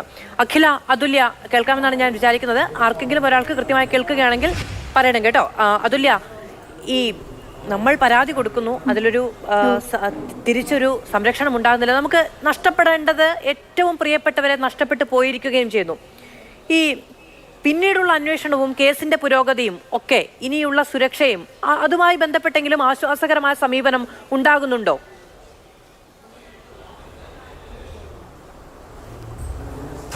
ഇനി കേസ് നല്ലോണം ശക്തമായിട്ട് വധശിക്ഷ തന്നെ അയാൾക്ക് കൊടുക്കണം. സംരക്ഷണം എന്ന് പറഞ്ഞാൽ കുറേ വാഗ്ദാനങ്ങൾ തന്നിരുന്നു, പക്ഷെ അതിനൊരു അന്വേഷണവും കാര്യങ്ങളും ഇന്നുവരെ ഉണ്ടായിട്ടില്ല. അവരുടെ കേസിൻ്റെ എന്ന് പറയുമ്പോൾ പോലീസുകാർ ഫസ്റ്റ് പിഴ വന്നെങ്കിൽ ഇപ്പോൾ അങ്ങനെയൊന്നും നടക്കാതിരിക്കാനും ഇനി അയാൾക്ക് നല്ലപോലെ ശിക്ഷ വാങ്ങിച്ചു കൊടുക്കാനും പോലീസുകാർ ഇപ്പോഴും നല്ലപോലെ ശ്രമിക്കുന്നുണ്ട്. പെട്ടെന്ന് തന്നെ എല്ലാ ട്രയലിൻ്റെ ആണെങ്കിലും എല്ലാത്തിൻ്റെ ആണെങ്കിലും പോലീസുകാരെ എല്ലാം പെട്ടെന്ന് ആക്കാൻ വേണ്ടിയിട്ട് ഇപ്പോൾ റിപ്പോർട്ടൊക്കെ സമർപ്പിക്കാൻ വേണ്ടി ഇതാക്കുന്നുണ്ടെന്ന് കിട്ടിയ വിവരം. ഇനി പുറത്തു വന്നാലും ഇനിയും കൊല്ലും എന്നതടക്കമുള്ള ചില പരാമർശങ്ങളൊക്കെ അന്ന് ചെന്താമര നടത്തിയിരുന്നു. അതിനുശേഷം പിന്നീട് ഇതൊക്കെ ഒരു കെട്ടുകഥയാണ് എന്നൊക്കെ പറഞ്ഞുകൊണ്ടുള്ള വാദങ്ങളൊക്കെയാണ് കോടതിയിൽ നടക്കുകയും ചെയ്യുന്നത്. ഇത്രയും അപകടകാരിയായ ഒരു കുറ്റവാളിയെ പുറത്തുവിടരുത്, ഇനി ജാമ്യമോ അല്ലെങ്കിൽ പരോളോ തുടങ്ങിയ കാര്യങ്ങൾ അനുവദിക്കരുത് എന്നുള്ളതാണ് നിങ്ങളുടെ ആവശ്യം. അയാൾക്ക് നല്ലൊരു ശിക്ഷ വാങ്ങിച്ചു കൊടുക്കുക. തൂക്കുകയർ തന്നെ കൊടുക്കുകയാണെങ്കിൽ തന്നെ ഈ നാട് നന്നായിരിക്കുള്ളൂ. ലഹരി കഴിച്ചതുകൊണ്ടാണെന്നെങ്കിലും പറയും, ഇത് ലഹരിയുടെ പുറത്തുമല്ല, സ്വയം ബോധത്തിൽ ചെയ്തതാണ്. ഇനിയും ചെയ്യില്ലെന്ന് ഒരു ഉറപ്പുമില്ല. എന്തായാലും അയാളുടെ ലിസ്റ്റിൽ ഇനിയും കുറെ പേരുണ്ടാകും. ചിലപ്പോൾ ഞാനാവാം, നാട്ടുകാരായിരിക്കാം, എൻ്റെ ചേച്ചി ആയിരിക്കാം. ശരി, ആ ഭീതിയും ഭീഷണിയിലുമാണ് ഈ കുട്ടികളടക്കം ആ നാട്ടുകാരെല്ലാവരും മുന്നോട്ട് പോവുകയും ചെയ്തത്. ഈ ചേന്ദമംഗലത്ത് ഋതുവിന്റെ ആക്രമണം ഉണ്ടായതിനു ശേഷം സമീപവാസികൾക്ക് പിന്നീട് പ്രതികരിക്കാൻ പേടിയായിരുന്നു. കാരണം പിന്നെ അടുത്ത ലക്ഷ്യമായി ഇടുന്നത് ഞങ്ങളെയാണോ എന്നുള്ളൊരു ഭീതി അവർക്ക് ഉണ്ടാകുന്നുണ്ട്. എത്ര വർഷം കഴിഞ്ഞാലും പക അവനവന്റെ ഉള്ളിൽ ഊട്ടി വളർത്തുന്ന മനുഷ്യരുടെ കഥകളാണ് നമ്മൾ നിരന്തരം കേട്ടുകൊണ്ടിരിക്കുന്നത്. സാധാരണഗതിയിൽ ഇപ്പോൾ കോളേജിലൊക്കെ ഒരു സംഘർഷം ഉണ്ടായാൽ കോളേജ് പിരിഞ്ഞ് പിറ്റേ ആഴ്ച കണ്ടാൽ തോളിൽ കൈയിട്ട് തട്ടിക്കൊണ്ടു പോകുന്ന ആളുകളെ പറ്റിയൊക്കെ നമ്മൾ കേട്ടിട്ടുണ്ട്. പക്ഷേ അങ്ങനെയല്ല, 1-2 വർഷം കഴിഞ്ഞ് വീണ്ടും വിളിച്ചുകൊണ്ടുപോയി മർദ്ദിക്കുന്ന കഥകൾ നമ്മൾ പിന്നീട് കേൾക്കുകയും ഉണ്ടായി. ശ്രീ ജോർജ് ജോസഫ്, ഇപ്പോൾ പോലീസുകാരെ കുറിച്ചുള്ള പേടി ഇല്ലാതാകുന്നു. ഇപ്പോൾ പേടിക്കേണ്ടവരാണോ പോലീസ്? നമ്മൾ ജനമൈത്രി പോലീസിനെ പറ്റിയുള്ള സംസാരമില്ലേ തുടങ്ങിയ കാര്യങ്ങളൊക്കെ ഇടയ്ക്ക് പല തരത്തിലുള്ള ചർച്ചകൾ വരുന്നുണ്ട്. പക്ഷെ ഓർമ്മയുണ്ടാവില്ല, ശ്യാം എന്ന് പറഞ്ഞൊരു പോലീസുകാരൻ ഒന്നുമല്ലാതെ പോയി ഒരു സംഘർഷ സ്ഥലത്തേക്ക് ചെല്ലുന്നു. 1-2 മാസം മുമ്പാണ്, ചവിട്ടി കൊല്ലുകയാണ്. പോലീസുകാരനാണോ എന്ന് ചോദിച്ചിട്ട് ചവിട്ടുകയാണ്. ആന്തരിക രക്തസ്രാവം ഉണ്ടായ ഒരു പാവപ്പെട്ട മനുഷ്യൻ എന്നുള്ളതാണ് എല്ലാവരും പറഞ്ഞു കേട്ടത്. മരിച്ചു പോവുകയാണ്. പോലീസിനെ ചോദ്യം ചെയ്യുന്നു. ഏത് അധികാര സംവിധാനമാണെങ്കിലും ചോദ്യം ചെയ്യപ്പെടേണ്ടത് തന്നെയാണ്. പക്ഷേ പോലീസിനോടുള്ള ഒരു ബഹുമാനം, നിയമം സംരക്ഷിക്കാൻ ബാധ്യതപ്പെട്ടവരാണ്, അവരാണ് നമുക്ക് സംരക്ഷണം നൽകുന്നത് എന്ന തരത്തിൽ ആത്മവീര്യമുള്ളൊരു സേനയെ നിർമ്മിച്ചെടുക്കുക, നയിക്കുക എന്ന് പറയുന്നത് ഒരു ആവശ്യമല്ലേ? നമ്മുടെയൊക്കെ ഏറ്റവും അവസാനത്തെയും ആദ്യത്തെയും ആശ്രയമല്ലേ? തീർച്ചയായിട്ടും ഞങ്ങളൊക്കെ പോലീസ് ഉദ്യോഗസ്ഥരായിരുന്ന സമയത്ത് ഞാൻ തിരുവനന്തപുരം സിറ്റിയിലെ 16 പോലീസ് സ്റ്റേഷൻ സബ് ഇൻസ്പെക്ടറും സർക്കിൾ ഇൻസ്പെക്ടറായിരുന്നു. ചാർജ് എടുത്ത് ആ നൈറ്റിൽ തന്നെ എൻ്റെ ആ ഏരിയയിലുള്ള ഗുണ്ടകളുടെ വീട്ടിൽ ഞാൻ പോയിരിക്കും, അവനെ പൊക്കിയിരിക്കും. കാരണം അവരെല്ലാം മുങ്ങും, ആ ഏരിയയിൽ നിന്ന് മുങ്ങിപ്പോവുകയാണ്. അപ്പം പോലീസ് ഇതിനകത്ത് ഉപദേശിച്ചുകൊണ്ട്, പോലീസിന് ഒരു ഭയമില്ല. കോട്ടയത്ത് നമ്മൾ കണ്ടല്ലോ, ആ ഏറ്റുമാനൂർ പോലീസുകാരനെ ചവിട്ടിക്കൊന്നു. അത് ഇന്നലെ 2 പോലീസ് ഉദ്യോഗസ്ഥർക്ക് പരിക്കേറ്റു കോഴിക്കോട് ഭാഗത്ത്. അപ്പോൾ പോലീസിനെ നിരന്തരം ആക്രമിക്കുന്ന ഒരു ക്രെഡിറ്റായിട്ട് വന്നിരിക്കുകയാണ്. അതെ, അതുകൊണ്ട് ഇതിന് പ്രതിവിധിയുണ്ട്. അതുകൊണ്ട് ഞാൻ നേരത്തെ മുതലേ പറയുന്നത്, സബ് ഇൻസ്പെക്ടർമാരെ തന്നെ പോലീസ് സ്റ്റേഷനിൽ, ഞങ്ങളൊക്കെ പോലീസ് സ്റ്റേഷനിൽ ഇരിക്കുമ്പോൾ സബ് ഇൻസ്പെക്ടറായിട്ടാണ് ഇരിക്കുന്നത്. നല്ല ചെറുപ്പമാണ്. ആ മറ്റവൻ ഏത് ഗുണ്ട വന്നാലും അവനെ നേരിട്ട് അവനെ ഒതുക്കിക്കളയും. അല്പസ്വല്പം കൈകാര്യം ദേഹത്ത് കൈ തൊടുകയും ചെയ്യും. അതൊക്കെ നിന്നുപോയി. സ്കൂളിലെ ഞാൻ ഹൈക്കോടതി പ്രശ്നമുള്ളത് എന്താണെന്ന് വെച്ചിട്ടുണ്ടെങ്കിൽ, ഇപ്പോൾ ഒരു 5 വർഷക്കാലം മുമ്പ് നിരന്തരമായ സ്റ്റേഷൻ മർദ്ദനവും ക്രൂരപീഡനവും സ്റ്റേഷൻ കൊലപാതകവും അടക്കം നമുക്ക് ശ്രീജിത്തിനെ ഓർമ്മയുണ്ടാവും അല്ലേ? പിടിച്ചുകൊണ്ടുപോയി അടിവേറ ചവിട്ടി പൊട്ടിച്ച് കൊന്നു കളഞ്ഞൊരു മനുഷ്യൻ. നമുക്ക് മൂന്നാറിലുള്ള രാജ്കുമാറിന്റെ കാര്യം ഓർമ്മയുണ്ട്. ഈ നിരന്തര കാര്യങ്ങൾക്ക് ശേഷമാണ് പരിഷ്കരണം ഉണ്ടായത്. അല്ല, അത് പറഞ്ഞിട്ട് കാര്യമൊന്നുമില്ല. അത് ഇനിയിപ്പം ഇങ്ങനെ ആയാലും ശരി, കസ്റ്റഡിയിലെത്തി ഇനിയും ഉണ്ടാകാം. ഒരു 2-3 വർഷത്തിനിടയ്ക്ക് ഒരു കസ്റ്റഡിയെത്ത് ആവറേജ് ഉണ്ടായിക്കൊണ്ടിരിക്കും. അങ്ങനെ ആയിരുന്നില്ല. അല്ലല്ല, അത് 3 എണ്ണം അടുത്തല്ല, അത് 2-3 വർഷം. പറഞ്ഞാൽ ഇടുക്കിയിലെ കേസുമുണ്ട്, ഇവിടെ ഫോർട്ടിലെ കേസുണ്ട്, ഇപ്പം താനൂരിൽ കേസ് വന്നിട്ടുണ്ട്. അങ്ങനെ പല കേസുകളുണ്ടാവും. അത് ഞാനിരിക്കുന്ന സമയത്തും കേസുകൾ കസ്റ്റഡിയിലെത്തി വന്നിട്ടുണ്ട്. അപ്പോൾ അതല്ല പ്രശ്നം. ഈ ക്രിമിനൽസിനെ പോലീസിനെ ഭയം വേണം. അത് അടി കൊടുത്തല്ലാതെ, ഞാൻ ഉള്ള കാര്യം പറയാമല്ലോ, അത് അടി കൊടുത്തിരിക്കും. അവൻ അടിക്കാൻ വന്നിട്ടുണ്ടെങ്കിൽ തിരിച്ചടിക്കും പോലീസ്. ഇപ്പം രാത്രി കൊണ്ട് അടിച്ച് അവനെ നശിപ്പിക്കുന്നതല്ല, അവന് ആവശ്യമുള്ള ഒരു പോലീസിന് നിയമ സംവിധാനം കൊണ്ടുപോകാൻ ബലം പ്രയോഗിക്കാം എന്ന് പറയുന്ന ഒരു രീതി. പക്ഷെ അതിന്റെ നിയമം അത് തോന്നില്ല. പോലീസിന് ബലം പ്രയോഗിക്കാൻ പ്രൊവിഷൻ ഉണ്ടല്ലോ, ഉണ്ടെന്നാണ് ഞാൻ പറയുന്നത്. അത് പ്രയോഗിക്കുന്നുണ്ട്. പക്ഷെ അത് അതായത് ഇതൊരു നൂൽപാലമാണല്ലോ, ഇതിനെ കൃത്യമായ അച്ചടക്കത്തോടെ നിലനിർത്തുക എന്ന് പറയുന്ന ഒരു ബാധ്യതയില്ലേ? അത് എന്നാന്നറിയോ, പോലീസ് സ്റ്റേഷനിൽ ബേസിക്കായിട്ട് ഞാൻ കാണുന്ന ഒരു കുഴപ്പം, പോലീസ് സ്റ്റേഷനിലെ ഇപ്പം സ്ട്രെങ്ത് കൂടിയിട്ടുണ്ട്. പലരും SHO ആ ഫോൺ എടുക്കുകയില്ല. അവിടുത്തെ പോലീസുകാരാണ് ഫോൺ എടുക്കുന്നത്. നമ്മളൊന്ന് വിളിച്ചു നോക്കിക്കോളൂ, അവരാരും ഫോൺ എടുക്കില്ല. ഞങ്ങളൊക്കെ ഇരിക്കുമ്പം SI ആയിട്ടും CI ആയിട്ടും DYSP ആയിട്ടും ഇരിക്കുമ്പം ഫോൺ ഞങ്ങളെ എടുക്കുള്ളൂ, വേറെ ആളെ എടുപ്പിക്കില്ല. ആ പോലീസ് സ്റ്റേഷൻ്റെ പരിധിയിലെ പൾസ് അറിയാൻ പറ്റും. അപ്പോൾ ആ CI മാത്രം കൺട്രോൾ ചെയ്യും, അല്ലെങ്കിൽ SI മാത്രം അത് കൺട്രോൾ ചെയ്ത് മുന്നോട്ട് പോകണം. 50 പെറ്റീഷൻ ഒരു ദിവസം വന്നെങ്കിൽ 50 പെറ്റീഷനും ഇയാൾക്ക് അതിൻ്റെ കണ്ടൻസ് അറിയാം. പോലീസ് സ്റ്റേഷൻ പരിധിയുടെ പൾസ് അറിയണമെന്ന് അങ്ങ് പറഞ്ഞപ്പോഴാണ് നമുക്ക് ഓർമ്മയുണ്ട്, കല്യാശ്ശേരിയിൽ വിജിൻ MLA ആരാ എന്നൊരു പോലീസുകാരൻ ചോദിക്കുന്നത്. ആരാ? സ്ഥലം SI. സ്ഥലത്തെ MLA അറിയാത്ത ഒരു SIക്ക് അവിടെ എങ്ങനെയാണ് ഈ പറയുന്ന നിയമ സംവിധാനം മുന്നോട്ട് കൊണ്ടുപോകാൻ കഴിയുന്നത് എന്നുള്ളൊരു ക്വസ്റ്റൻ ഉണ്ട്. അന്ന് വിജിന് വലിയ വിമർശനമൊക്കെ ഒരു ഭാഗത്തുനിന്നും ഉണ്ടായി. പക്ഷെ അതിന് പ്രാഥമികമായ ചോദ്യമാണ്, സ്ഥലം MLA അറിയാത്തൊരു പോലീസുകാരൻ എങ്ങനെയാണ് അവിടെ കൃത്യമായി പ്രവർത്തിക്കാൻ കഴിയുക? അതിന്റെ ഏരിയ എത്രയാണ്, അവിടുത്തെ ജനസംഖ്യ എത്രയാണ്, അതിന്റെ സാമുദായിക സമവാക്യം എന്താണ്, എവിടെയാണ് പ്രശ്നബാധിത മേഖല, ഈ പറയുന്ന കാര്യങ്ങൾ എല്ലാം കൃത്യമായി ബൈഹാർട്ടായിരിക്കണമെന്ന് നമ്മൾ വിചാരിക്കുന്നിടത്താണ് ഒരുപക്ഷെ ഷോയുടെ ഭാഗമായിട്ടാണെങ്കിലും അങ്ങനെ ചോദ്യം ഉണ്ടാകുന്നത്. അവിടെ തീർന്നു. അത് ശരിയാണ്. ഞങ്ങളൊക്കെ ഇത് എന്നാന്നറിയോ, എഡിറ്ററി ആയിട്ട് ഈ പോലീസിന് പോലീസ് സ്റ്റാൻഡിങ് ഓർഡേഴ്സിന് ചില കാര്യങ്ങളുണ്ട്, അത് പഠിക്കണം. അതിപ്പം പഠിപ്പിക്കുന്നില്ല. ഞങ്ങളൊക്കെ ഒരു പോലീസ് സ്റ്റേഷനിൽ ചാർജ് എടുത്താൽ ആദ്യം അവിടുത്തെ മജിസ്ട്രേറ്റ് ആരാണ് അങ്ങനെ പോയി കാണും, അവിടുത്തെ RDO കാണും, അവിടുത്തെ ജില്ലാ കളക്ടറെ കാണും, പിന്നെ അവിടുത്തെ VIP കാണും, മുതലാളിമാരെയും കാണും.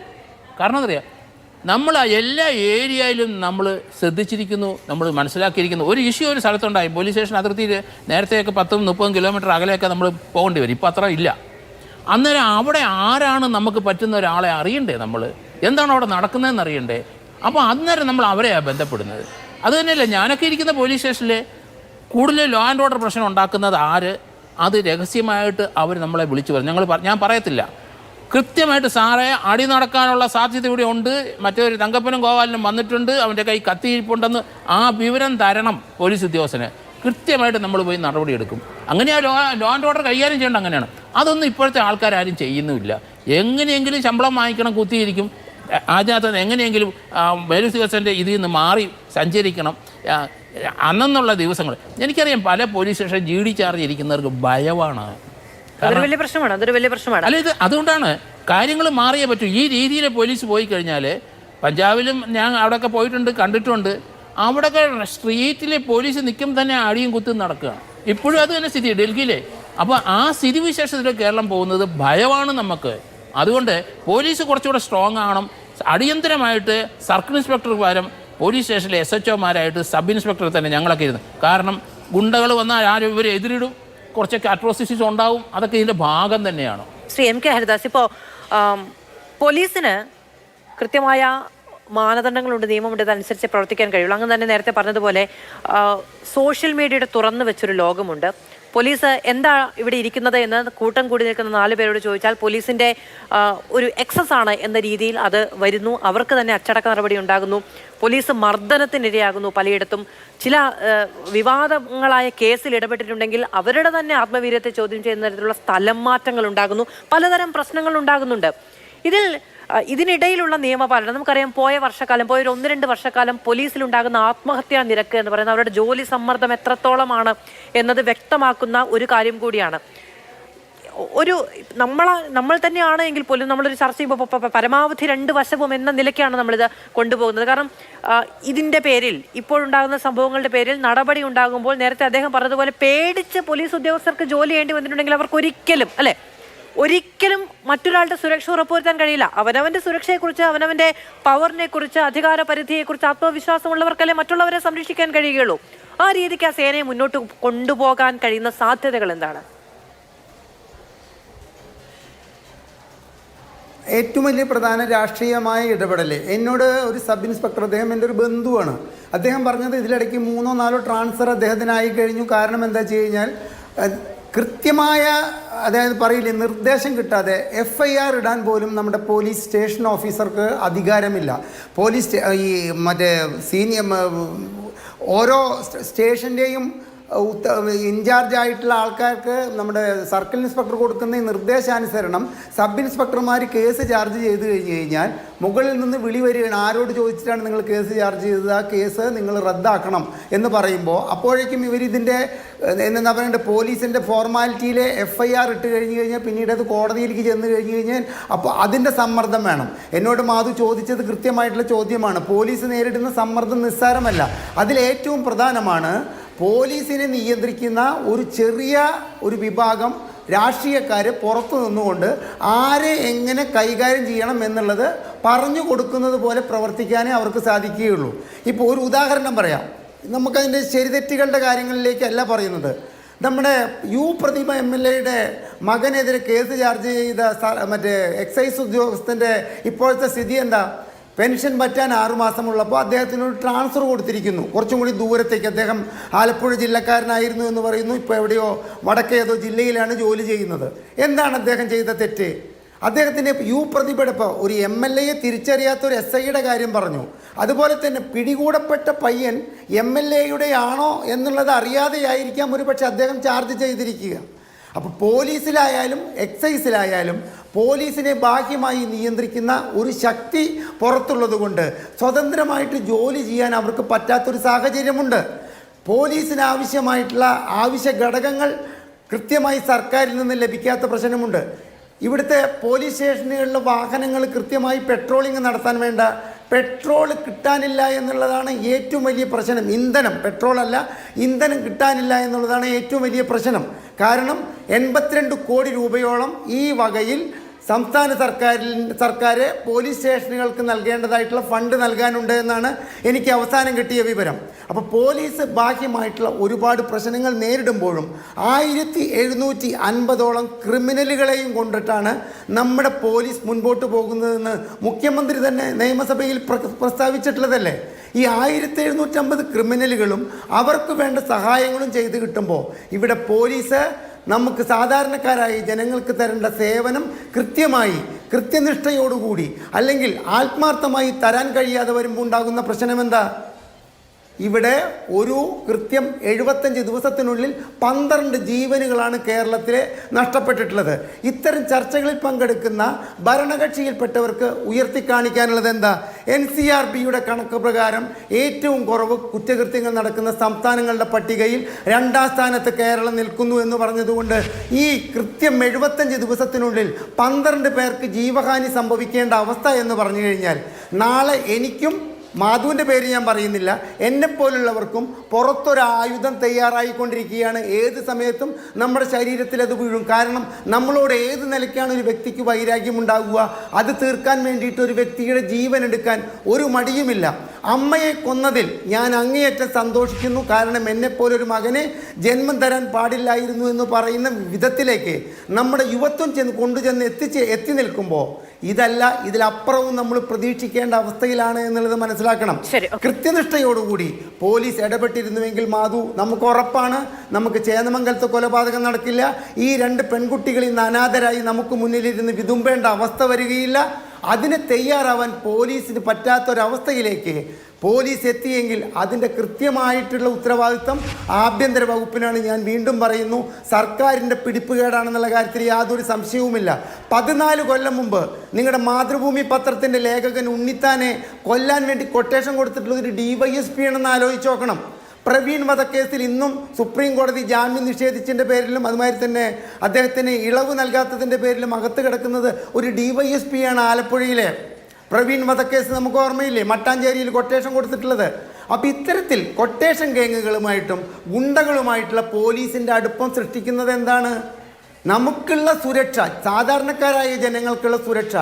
ഒരു ചാനൽ ചർച്ചയിൽ വന്നിരുന്നു കൊണ്ട് ഒരു ഗുണ്ട, തൃശ്ശൂരൊരു ഗുണ്ട ഒരു DYSPക്കും ഒരു സർക്കിൾ ഇൻസ്പെക്ടർക്കും ISO 9002 സർട്ടിഫിക്കറ്റ് നൽകുകയാണ്. ആ 2 ഏമാന്മാർ വളരെ നല്ലവരാണ്, കാര്യങ്ങൾ ഗ്രഹിച്ചിട്ട് അവർ ഞങ്ങൾക്ക് നേരെ നടപടിയെടുക്കാറുള്ളൂ എന്ന് പറയേണ്ട അവസ്ഥ വന്നു എന്ന് പറഞ്ഞു കഴിഞ്ഞാൽ ആഘോഷിക്കുന്ന തരത്തിലുള്ള കാര്യം പോലും നമ്മൾ ഇടയ്ക്ക് കാണുകയും വാർത്ത കാണുകയും ഒക്കെ ചെയ്തു. ഇതിനിടയ്ക്ക് കൂട്ടിച്ചേർത്ത് പറയാനുള്ള ഒരു കാര്യം എന്ന് പറയുന്നത്, പോലീസ് സംവിധാനം പരമാവധി എത്ര ശ്രമിച്ചിട്ടുണ്ട് എന്നിരുന്നാൽ പോലും നമ്മൾ അകപ്പെടുന്ന ഭീഷണി എന്ന് പറയുന്നത് ലഹരി കൂടി പിടിമുറുക്കിയ ഒരു സമൂഹത്തിന്റെ വലിയ ഭീഷണിയാണ്. അതിനെ അഡ്രസ്സ് ചെയ്യാൻ നിയമവും നമ്മുടെ സമൂഹവും ഒക്കെ എക്യുപ്ഡായി വരുന്നതേ ഉള്ളൂ. ഇപ്പൊ കഴിഞ്ഞ ദിവസം കൊല്ലത്ത് ഒരു യുവാവ് സഹോദരിയുടെ ഒരു പ്രണയബന്ധത്തിന്റെ പേരിൽ, പ്രണയബന്ധവുമായി ബന്ധപ്പെട്ട ഒരു പകയുടെ പേരിൽ, അങ്ങനെ തന്നെ പറയേണ്ടിയിരിക്കുന്നു, കൊല ചെയ്യപ്പെടുന്നു. ഫെബിൻ കൊല ചെയ്യപ്പെടുന്നു. ആ കൊല ചെയ്യപ്പെട്ടതിന് പിന്നാലെ ഫെബിന്റെ ബന്ധുവായ ആൾ ഫേസ്ബുക്കിലൊരു കുറിപ്പിടുന്നു. അച്ഛനെ രക്ഷിക്കാനുള്ളതിനിടയിലാണല്ലോ പ്രിയപ്പെട്ട മകനെ നിനക്ക് ജീവൻ നഷ്ടപ്പെട്ടത് എന്ന തരത്തിൽ അദ്ദേഹം ഒരു വൈകാരികമായി കുറിപ്പിടുന്ന ഒരു ഓൺലൈൻ മീഡിയ ഷെയർ ചെയ്യുന്നു. അതിന് താഴെ വന്നിരിക്കുന്ന കമൻറ്റുകൾ മുഴുവനും ആ കൊലപാതകത്തെ ന്യായീകരിച്ചുകൊണ്ടാണ്. അതായത് ഒരു പ്രണയബന്ധം തകർന്നതിന്റെ പേരിൽ ഒരു കൊലപാതകം നടന്നാൽ അതിനെ ന്യായീകരിക്കാൻ സജ്ജരായ മനുഷ്യർ നമ്മുടെ ചുറ്റുമുണ്ട് എന്നുള്ളത് എടുത്തു പറയേണ്ട ഒന്നാണ്. അന്ന് കേരളത്തിലെ സ്ത്രീകൾ വ്യാപകമായത് ഷെയർ ചെയ്യുകയും ചെയ്തു. അന്ന് ആ ഷെയർ ചെയ്യപ്പെട്ട എല്ലാവരും പറഞ്ഞൊരു കാര്യം, അത്തരത്തിൽ ഐക്യദാർഢ്യം പ്രഖ്യാപിക്കുന്ന ആളുകൾ നിങ്ങളുടെ പ്രിയപ്പെട്ടവരാണ് എങ്കിൽ നിങ്ങൾ അവരുടെ മുകളിൽ ഒരു ജാഗ്രതയുടെ കണ്ണു വെച്ചോളൂ എന്നുള്ളതാണ്. എപ്പോഴെങ്കിലും വഞ്ചിക്കപ്പെട്ടുവെന്നോ, എപ്പോഴെങ്കിലും നീതി നിഷേധിക്കപ്പെട്ടുവെന്നോ, അല്ലെങ്കിൽ എപ്പോഴെങ്കിലും ഒരു സംശയമോ ഒരു വഴക്കിടലോ ഉണ്ടായാൽ പോലും നിങ്ങളുടെ ജീവനെടുക്കാൻ പര്യാപ്തരായ പൊട്ടൻഷ്യലായ ക്രിമിനലുകളാണ് നിങ്ങളുടെ പ്രിയപ്പെട്ടവരായി അഭിനയിച്ചു കഴിയുന്നതെങ്കിൽ അതിലൊരു ജാഗ്രത വേണമെന്നുള്ളതാണ്. ഇത് പറയാൻ കാരണം ഷിബിലയുടെ കൊലപാതകവുമായി ബന്ധപ്പെട്ട് ഈ സ്വന്തം അമ്മയെ കൊലപ്പെടുത്തിയ കൊലയാളിയുമായി ബന്ധമുണ്ട് എന്ന കാര്യം ഷിബില ബോധവതിയായിരുന്നു. അതിനെക്കുറിച്ച് പറഞ്ഞവർ തമ്മിൽ സംസാരിച്ചിട്ടുണ്ട്. അതിൻ്റെ പേരിൽ ഭീഷണിപ്പെടുത്തിയിട്ടുണ്ട് ഷിബിലയുടെ ഭർത്താവ്. ആ നിലയ്ക്ക് കൊലപാതകത്തെയും കൊലപാതക പ്രവണതകളെയും ഒക്കെ സാധൂകരിക്കാനും അതിനെ ന്യായീകരിക്കാനും തയ്യാറായ മനുഷ്യരുടെ ഇടയിൽ കൂടിയാണ് നമ്മൾ ജീവിക്കുന്നത് എന്നത് പ്രധാനമായും ഓർത്തുവെക്കേണ്ടതുണ്ട്. ശ്രീ അബ്ദുൾ മജീദ്, ഷിബിലയുടെ കാര്യം തന്നെയാണ് പിന്നെയും ആവർത്തിച്ച് പറഞ്ഞത്. ഇത്രയൊക്കെ ജാഗ്രത പുലർത്തിയിട്ടുമാണ് അല്ലേ വ്യക്തിപരമായി എടുക്കാൻ കഴിയുന്ന എല്ലാ പരിശ്രമങ്ങളും ഷിബില എടുത്തിട്ടുണ്ട് ജീവിക്കാൻ വേണ്ടി. പക്ഷെ അതെല്ലാം ഒരു പ്രതീക്ഷയുമില്ലാതെ വിധം ഒരു പരാജയപ്പെട്ടു പോകുന്ന കാഴ്ച കൂടിയാണ് കാണാൻ കഴിഞ്ഞത്. ഈ ഭയപ്പാടും ഈ ഭീതിയും ഭീഷണിയും ഒക്കെ നിങ്ങളോടൊക്കെ പങ്കുവെക്കുന്നുണ്ടായിരുന്നോ ഈ ഘട്ടത്തിലെല്ലാം?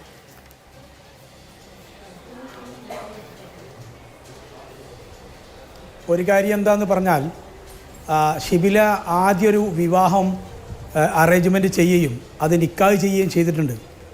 അതിനിടയിലാണ് വീടിൻ്റെ അടുത്തുള്ള യാസിറുമായി ബന്ധത്തിലാവുകയും നല്ലൊരു ബന്ധത്തെ ഇല്ലായ്മ ചെയ്ത് ഇത്തരം ചെറിയ തോതിൽ ദുശ്ശീലമുള്ള യാസിറുമായി 5 വർഷം മുമ്പേ സ്നേഹത്തിലാവുകയും രക്ഷിതാവ് പറയുന്നത് കേൾക്കാതെ, അല്ലെങ്കിൽ പറഞ്ഞു കൊടുക്കുന്ന രക്ഷിതാവ് ഉൾപ്പെടെ, ഞാൻ ഉൾപ്പെടെ, നമ്മൾ ബന്ധുവായ ഞങ്ങളൊക്കെ ഉൾപ്പെടെ പറയുന്നത് കേൾക്കാതെയാണ് അവൻ്റെ കൂടെ പോയിട്ടുള്ളത്.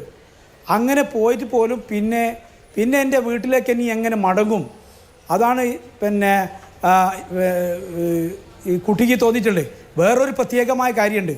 ഈ ഷിബിലയെ പല തവണയും യാസിർ ഭീഷണിപ്പെടുത്തിയിട്ടുണ്ട്. എന്നെ അല്ലാതെ മറ്റാരെങ്കിലും നീ കൂടെ പോകുകയോ സ്നേഹിക്കുകയോ അല്ലെങ്കിൽ എന്നെ വിട്ട് നീ പോവുകയാണെങ്കിൽ, എൻ്റെ കാര്യങ്ങൾക്ക് നീ നിൽക്കാതിരിക്കുകയാണെങ്കിൽ തീർച്ചയായും എന്നെ ഞാൻ വകവരുത്തും. അപ്പോൾ ആ കുട്ടി ചിന്തിക്കുന്നത് എന്താ, എൻ്റെ വീട്ടിലേക്ക് ചെന്നാൽ വീട്ടുകാരില്ല, അല്ലെങ്കിൽ നാട്ടുകാർ പറയുന്നത് അന്ന് കേട്ടില്ല, ഇവൻ്റെ കൂടെ ഇറങ്ങി തിരിച്ചു, ഏതെങ്കിലും ദിവസം നന്നാവുമായിരിക്കും. അപ്പോഴേക്കും പറഞ്ഞ് ഒരു കുട്ടിയായപ്പോഴും പിന്നെയും കടിച്ചു തൂങ്ങി അവിടെ നിൽക്കുകയാണ് ചെയ്തത്. അങ്ങനെ നിൽക്കുമ്പോൾ ആ കുട്ടി നിന്ന് പോകാനാണ് ശ്രമിച്ചത്. അവസാനം ഒരു ഗത്യന്തരവുമില്ല, സഹിക്കാൻ കഴിയുന്നില്ല. അങ്ങനെയാണ് ഈ ഫെബ്രുവരി മാസം തുടക്കത്തിൽ വീട്ടിലേക്ക് വരുന്നത്. അപ്പോഴും പറയുന്നത് എന്താണെന്ന് പറഞ്ഞാൽ, എനിക്ക് പേടിയുണ്ട്, അവൻ്റെ കൂടെ നിന്നില്ല അവൻ കൊല്ലുമെന്ന് പറഞ്ഞിട്ടുണ്ട്. അപ്പം ആ വിവരം വെച്ചിട്ടാണ് നമ്മൾ പെറ്റീഷൻ കൊടുക്കുന്നത്. എനിക്കൊരു കാര്യം ഇതിലൂടെ മറ്റൊന്നായി പറയാനുള്ളത്, ആ കുടുംബത്തിന് വല്ലാത്ത പേടിയുണ്ട്. കാരണം കൊല ചെയ്യാൻ ഒരു മടിയുമില്ല. ഏതെങ്കിലും വിധത്തിൽ പുറത്തു വന്നാൽ ഒരു മടിയുമില്ലാതെ ഇവരെ ഇല്ലായ്മ ചെയ്യാൻ ഇവരൊക്കെ തയ്യാറാവും. അത്രയും വലിയ ലഹരി മാഫിയകളാണ് നമ്മുടെ നാട് പിടിമുറുക്കിയിട്ടുള്ളത്. മറ്റൊരു കാര്യം, പോലീസ് സ്റ്റേഷനെ ബന്ധപ്പെട്ട് ഞാൻ നേരത്തെ പറയാൻ വിട്ടൊരു കാര്യം, പോലീസ് സ്റ്റേഷനകത്ത് ഞാൻ 30 കൊല്ലമായി പൊതുപ്രവർത്തന രംഗത്തുള്ള ഒരാളാണ്. 1995 മുതൽ സംഘടനാ രംഗത്തും പൊതുപ്രവർത്തന രംഗത്തുള്ള ഒരാളാണ്. താമരശ്ശേരി പോലീസ് സ്റ്റേഷനകത്ത് വിവിധ വിഷയങ്ങളുമായി ബന്ധപ്പെട്ട് ഞാനൊക്കെ ഇടപെടാറുണ്ട്. അങ്ങനെ ഇടപെടുന്ന സമയത്ത് ഇപ്പോൾ പോലീസിന് കാണുന്ന ഒരു പ്രവണത എന്താണെന്ന് പറഞ്ഞാൽ, പൊതുപ്രവർത്തകരെ കേൾക്കുന്നില്ല എന്നാണ്. നേരത്തെ ഏതൊരു സാറ് പറഞ്ഞു, പോലീസിന് പരിമിതികളുണ്ട്, അവർ ഭയപ്പാടുണ്ട്. എനിക്ക് മുമ്പേ ചർച്ച ചെയ്ത ഒരു പ്രതിനിധി പറഞ്ഞു, പക്ഷേ പോലീസിന് ഭയപ്പാടും പ്രതിനിധിയൊക്കെ ഉണ്ടെങ്കിലും ഈ നാട്ടിലുള്ള കലാപങ്ങളോ നാട്ടിലുള്ള ലഹരി പദാർത്ഥങ്ങൾ ഉപയോഗിക്കുന്നവരെ കൈകാര്യം ചെയ്യുന്നതിലോ പോലീസ് ഇടപെടുമ്പോൾ അതോടൊപ്പം തോളോട് തോൾ ചേർന്ന് പ്രവർത്തിക്കേണ്ട ഒരു വിഭാഗമാണ് പൊതുപ്രവർത്തകരെന്ന് പറയുന്നത്. ആ പൊതുപ്രവർത്തകരെ കേൾക്കാൻ, പൊതുപ്രവർത്തകരെ മാനിക്കാൻ പോലീസ് അധികാരികൾ തയ്യാറാണ്. ഇവിടെ സംഭവിച്ചിട്ടുള്ള എന്താ, പലതവണ നമ്മൾ ബന്ധപ്പെടുകയാണ് SHOനെ, പലതവണ പ്രിൻസിപ്പൽ SIനെ ബന്ധപ്പെടുകയാണ്, PROനോട് ഇരുത്തി പറയുകയാണ്. ആ പറയുന്ന സമയത്ത് ഒന്നുപോലും അതൊരു മുഖവിലക്കെടുക്കുന്നില്ല. അങ്ങനെ മുഖവിലക്കെടുക്കുന്ന എന്താ ഈ പോലീസിന് പറ്റിയിട്ടുള്ളത്? ഇവിടെ ലഹരി പദാർത്ഥങ്ങൾ ഉപയോഗപ്പെടുത്തുന്ന മാഫിയകളെ പേടിയാണോ, അല്ലെങ്കിൽ അവരുടെ എന്തെങ്കിലും ആനുകൂല്യങ്ങൾ കൈപ്പറ്റിയാണോ, വലിയ പണക്കാരോ അതുമായി ബന്ധപ്പെട്ടവരോ ഇടപെടുമ്പം അവരുടെ കൂടെയാണോ പോലീസ് എന്ന് തോന്നിപ്പോവുകയാണ്. അങ്ങനെയുള്ള ഒരു സംവിധാനത്തിലേക്ക് നമ്മുടെ നാട് മാറുന്നു എന്ന് ഭയപ്പെടേണ്ടിയിരിക്കുന്നു. അതുകൊണ്ടാണ് നേരത്തെ എൻ്റെ മുമ്പ് ചർച്ച ചെയ്ത ആൾ പറഞ്ഞത്, 75ഓളം കൊലകൾ ഈ അടുത്ത കാലത്ത് നടന്നു എന്ന് പറഞ്ഞാൽ, കൊല ചെയ്താൽ അതിനുണ്ടാകുന്ന ശിക്ഷകളെ പറ്റി, അതിൻ്റെ കാഠിന്യത്തെപ്പറ്റി ഒരു പൊതുബോധം ഇല്ലാതാവുകയാണ്. പോലീസ് അതിനൊക്കെ സിമ്പിളായി കാണുകയും കേസൊക്കെ ഇങ്ങനെ ഊരി വരാം, അതിനൊന്നും ഇത്രേ സംഭവിക്കാനുള്ളൂ എന്ന് ബോധ്യപ്പെടുകയാണ്. അത് കൂട്ടം കൂടി ചെയ്യുകയാണ് എങ്കിൽ ശിക്ഷയുണ്ടാകില്ല എന്ന തരത്തിൽ കൗമാരക്കാർ പറഞ്ഞ കാര്യം പിന്നീട് ഓഡിയോയായി കേരളം കേട്ടു. ആ നിലയ്ക്ക് നിയമ സംവിധാനത്തോടുള്ള ഭയപ്പാടോ നിയമ സംവിധാനത്തോടുള്ള പേടിയോ ഇല്ലാതെ പോയിരിക്കുന്ന ഒരു സമൂഹത്തെ കൂടിയാണ് നമ്മൾ അഡ്രസ്സ് ചെയ്യുന്നത് എന്നുള്ളതാണ് ഏറ്റവും പ്രധാനപ്പെട്ട കാര്യവും. ശ്രീ റെജി ലൂക്കോസ് അങ്ങേക്ക് കേൾക്കാമെന്ന് വിചാരിക്കുന്നു. ശ്രീ റെജി ലൂക്കോസ്, ആര് സംരക്ഷണം ഏറ്റവും കൂടുതൽ ആ കുട്ടികൾ, മാഡം ഒരു കാര്യം കൂടി പറയട്ടെ, ഒരൊറ്റ കാര്യം കൂടി പറയട്ടെ, ആ കുട്ടികൾ പറഞ്ഞ പോലെ കേസിൻ്റെ അകത്ത് പകുതി വെച്ച് ഊരിപ്പോരുന്നതിനകത്ത് അതിനപ്പുറത്ത് നല്ല രീതിയിലുള്ള ശിക്ഷ കൊടുക്കുക എന്നുള്ളതാണ് ഏറ്റവും വലിയ നീതിപീഠം. അതിന് തയ്യാറാവണം. ഇവർ പുറത്തിറങ്ങാൻ കഴിയാത്തത്ര രീതിയിലേക്ക് ഉള്ളിൽ അകപ്പെടണം എന്നുള്ളതാണ് ഈ കുടുംബത്തിന് ഭയപ്പാടില്ലാതെ ജീവിക്കാൻ കഴിയൂ. ശരി, ഞാൻ അങ്ങനെയൊക്കെ വരാം. ശ്രീ റെജി ലൂക്കോസ്, ആര് സംരക്ഷണം നൽകും എന്നുള്ളതാണ് ഒരു ചോദ്യം. ഇതിപ്പോൾ ഞാൻ ഈ ചർച്ചയുടെ തുടക്കത്തിൽ അങ്ങ് ഇല്ലാതിരുന്ന സമയത്താണെങ്കിലും എടുത്തു പറയുന്നത് നെന്മാറ മുതൽ ചേന്നമംഗലം മുതൽ ഷിബിലയുടെ കേസ് മുതൽ ഈ പെൺകുട്ടി ആസിഡാക്രമണത്തിന് വിധേയരായത് വരെയുള്ള കാര്യങ്ങളിലെല്ലാം ഇവർ പരാതി പറഞ്ഞിരുന്നു പോലീസ് സംവിധാനത്തോട്. നമ്മുടെ ഒരു വിശ്വാസമാണ് അല്ലേ? അപ്പോൾ അത് ലംഘിക്കപ്പെടുമ്പോൾ പിന്നെ ആരെ എന്ന ചോദ്യത്തിന് ഒരു ഉത്തരം വേണ്ടേ? തീർച്ചയായിട്ടും ഈ ചെന്താമരയിലൂടെ തന്നെ എൻ്റെ ചർച്ച ആരംഭിക്കാം. ചെന്താമരയുടെ വിഷയത്തിൽ നെന്മാറ പോലീസിലെ ഉയർന്ന ഉദ്യോഗസ്ഥൻ കാണിച്ചത് അക്ഷന്തിമമായിട്ടുള്ള കുറ്റകൃത്യം തന്നെ. കാരണം ഇയാൾക്ക് ആ പഞ്ചായത്തിൽ പ്രവേശിക്കാൻ പാടില്ല എന്നുള്ളൊരു ഉത്തരവോടുകൂടി ജാമ്യം കൊടുത്തപ്പോൾ ഇയാൾ പക്ഷേ ആ പഞ്ചായത്ത് തന്നെ വരികയും ഇയാളെ കൊലയാളിയാണെന്നും ഇയാൾ കൊല ചെയ്യപ്പെടാൻ സാധ്യതയുണ്ടെന്ന് പറഞ്ഞുകൊണ്ട് 2 സ്ത്രീകൾ, ഒന്ന് ഈ കൊല ചെയ്യപ്പെട്ട ആ മനുഷ്യൻ്റെ മകളും മറ്റൊരു അയൽവാസിയും പരാതി പലതവണ കൊടുത്തിട്ടും ഇയാളെ വിളിച്ച് ഉപദേശിച്ച്, ഈ ചെന്താമരയെ വിളിച്ച് ഉപദേശിക്കുക മാത്രമേ ചെയ്തിട്ടുള്ളൂ. ഉപദേശിക്കാനാണെന്നുണ്ടെങ്കിൽ ഏതെങ്കിലും ആരാധനാലയത്തിൽ പോയാൽ പോരെ. ആ പോലീസ് ചെയ്ത് നിരുത്തരവാദം. ഞങ്ങളൊക്കെ ആ ചർച്ചകളിൽ അവരെ കഠിനമായി വിമർശിച്ചു. എന്തായാലും ഗവൺമെൻറ് ഉന്നത പോലീസ് ഉദ്യോഗസ്ഥരായ അവർക്കെതിരെ നടപടി സ്വീകരിച്ചു. അയാളിപ്പോൾ സസ്പെൻഷനിലാണ്. അതുപോലെ തന്നെ ഈ ഷിബില പോലെയുള്ള വിഷയങ്ങളിലും പോലീസിൻ്റെ ഭാഗത്ത് വീഴ്ച ഉണ്ടായിട്ടുണ്ടെന്ന് സമ്മതിക്കാതിരിക്കാൻ പറ്റത്തില്ല. ഞാനൊക്കെ പോലീസിനെ പൂർണ്ണമായിട്ട് പിന്തുണയ്ക്കുന്നവരാണ്. കാരണം ആ സിസ്റ്റം നിലനിൽക്കണമെന്ന് ആഗ്രഹിക്കുന്നവരാണ്. അടങ്കലം പോലീസിനെ, കേരള പോലീസിനെ ആക്ഷേപിക്കാനും പറ്റത്തില്ല. കാരണം കേരള പോലീസിൻ്റെ സംരക്ഷണം വളരെ കൃത്യമായി തന്നെ കിട്ടുന്നുണ്ട്. പക്ഷേ അപൂർവം ചില പോലീസ് ഉദ്യോഗസ്ഥന്മാർ ഇത്തരം കാര്യങ്ങളിൽ അലംഭാവം കാണിക്കുന്ന കുറ്റകരം. ഇപ്പോൾ കേരളത്തിലെ ഇപ്പോൾ ഈ അടുത്ത കാലത്തുള്ള 2 ജീവനുകൾ പോലീസ് കൃത്യമായ ഇതിൽ ഇടപെട്ടിരുന്നെങ്കിൽ രക്ഷപ്പെടുത്താമായിരുന്നു. പ്രത്യേകിച്ച് ഷിബിലയുടെ വിഷയത്തിൽ അവർ 2ാം വിഭാഗമാണെന്നാണ് എനിക്ക് മനസ്സിലാകുന്നത്. അവനൊരു കൊലയാളിയായിരുന്നു. അവൻ പലതവണ ഭീഷണിപ്പെടുത്തിയ പെൺകുട്ടിയെ അയാളുടെ അടുത്ത് പോയിട്ടുണ്ട്, കൊന്നുകളെന്ന് പറഞ്ഞിട്ടും പോലീസിൽ പലതവണ ഇപ്പോൾ ഈ സംസാരിച്ച ബഹുമാനപ്പെട്ട ബന്ധു പറഞ്ഞ പോലെ പോലീസിൽ പരാതി നൽകിയിട്ടും അവർ അനുഭാവത്തോടെ സ്വീകരിച്ചത് ഒരിക്കലും അംഗീകരിക്കാൻ പറ്റത്തില്ല. കാരണം സമൂഹം ആശ്രയിക്കുന്ന അവസാനത്തെ ആശ്രയം എന്ന് പറയുന്ന പോലീസ് സേനയാണ്. അപ്പോൾ അവരിൽ ഒരു പോലീസുകാരൻ പോലും കുറ്റം ചെയ്താൽ അത് നമ്മളെ വലിയ രീതിയിൽ ഭീതിപ്പെടുത്തും. പക്ഷേ അതുകൊണ്ട് നമ്മൾ കേരള പോലീസിന് അടങ്കലം ആക്ഷേപിക്കാൻ പറ്റത്തില്ല. കാരണം എനിക്ക് തന്നെ അറിയാവുന്ന പല കാര്യങ്ങളിലും പോലീസ് കൃത്യമായി ഇടപെട്ട കാര്യങ്ങൾ വൃത്തിയായിട്ടറിയാം. പക്ഷേ ഇത്തരം ചില എന്താ പറയുക, ഒരു സമൂഹത്തിനോട് ഒരു പ്രതിബദ്ധത ഇല്ലാത്ത ഈ ഉദ്യോഗസ്ഥന്മാരാണ് കേരള പോലീസിൻ്റെ കളങ്കമായി തീർന്നിരിക്കുന്നത്. യാതൊരു സംശയമില്ല കാര്യത്തിൽ. ഇപ്പോൾ ആസിഡ് ഒഴിച്ച വിഷയത്തിൽ ആ കുട്ടിയുടെ അമ്മ ഇന്ന് മാധ്യമങ്ങളോട് പറഞ്ഞു കേട്ടും വേദന തോന്നി. കാരണം അവർ പലതവണ പോയി പരാതി നൽകി ഇതിനുള്ള സാധ്യതയുണ്ടെന്ന് പറഞ്ഞിട്ട്, എന്നിട്ടും അവരത് അലംഭാവത്തോടുകൂടി ആ പോലീസ് സ്റ്റേഷനിലെ ഉദ്യോഗസ്ഥന്മാർ അത് കേട്ടിരുന്നെന്ന് പറയുന്നത് നമുക്ക് ഒരിക്കലും അംഗീകരിക്കാൻ പറ്റത്തില്ല. ഒരു ഗവൺമെൻറ് മനസ്സ് വെച്ചാൽ ഇത്തരം വികൃതമായ മാനസികാവസ്ഥയുള്ള പോലീസുകാരെ സംരക്ഷിക്കാൻ പറ്റത്തില്ല. ഈ ഒരു ഉദാഹരണം ഞാൻ പറയും. ഈ അടുത്ത ദിവസം നമ്മുടെ കോട്ടയത്തെ ഷൈനിയും മക്കളും ആത്മഹത്യ ചെയ്തതുമായിട്ട് ബന്ധപ്പെട്ട് ചർച്ചയിൽ പങ്കെടുക്കുന്നതിന് മുമ്പായിട്ട് ഒരു പോലീസ് സ്റ്റേഷൻ, ഏത് പോലീസ് സ്റ്റേഷനെന്ന് ഞാൻ പറയുന്നില്ല, ഞാൻ വിളിച്ചു സംസാരിച്ച്, ഞാൻ ഇന്നയാളാണ്, എനിക്ക് എൻ്റെ ഡീറ്റെയിൽസ് എന്ന് പറയാമെന്ന് ചോദിച്ചപ്പോൾ ആ പോലീസുകാരന് ഫോണെടുത്തയാൾ വളരെ മോശമായിട്ടാണ് സംസാരിച്ചത്.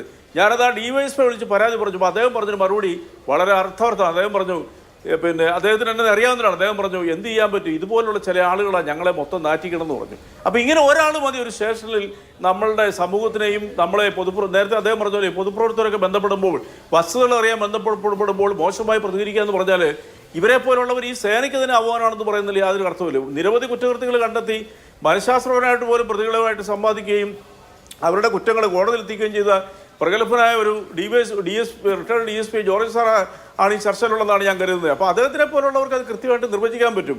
അപ്പോൾ കേരളത്തിലെ പോലീസ് സേനയെ നിയന്ത്രിക്കുന്ന ആഭ്യന്തര വകുപ്പ് കൃത്യമായി കാര്യങ്ങൾ ചെയ്യുന്നുണ്ട്. കുറ്റകൃത്യങ്ങൾ ചെയ്ത 122 പോലീസുകാരെ അതൊരു 2 DYSP സർവീസിൽ നിന്ന് പിരിച്ചുവിട്ട കേരളത്തിലെ ആദ്യത്തെ സംഭവം ഈ LDF സർക്കാരിൻ്റെ കാലത്താണ്. 202 പേര്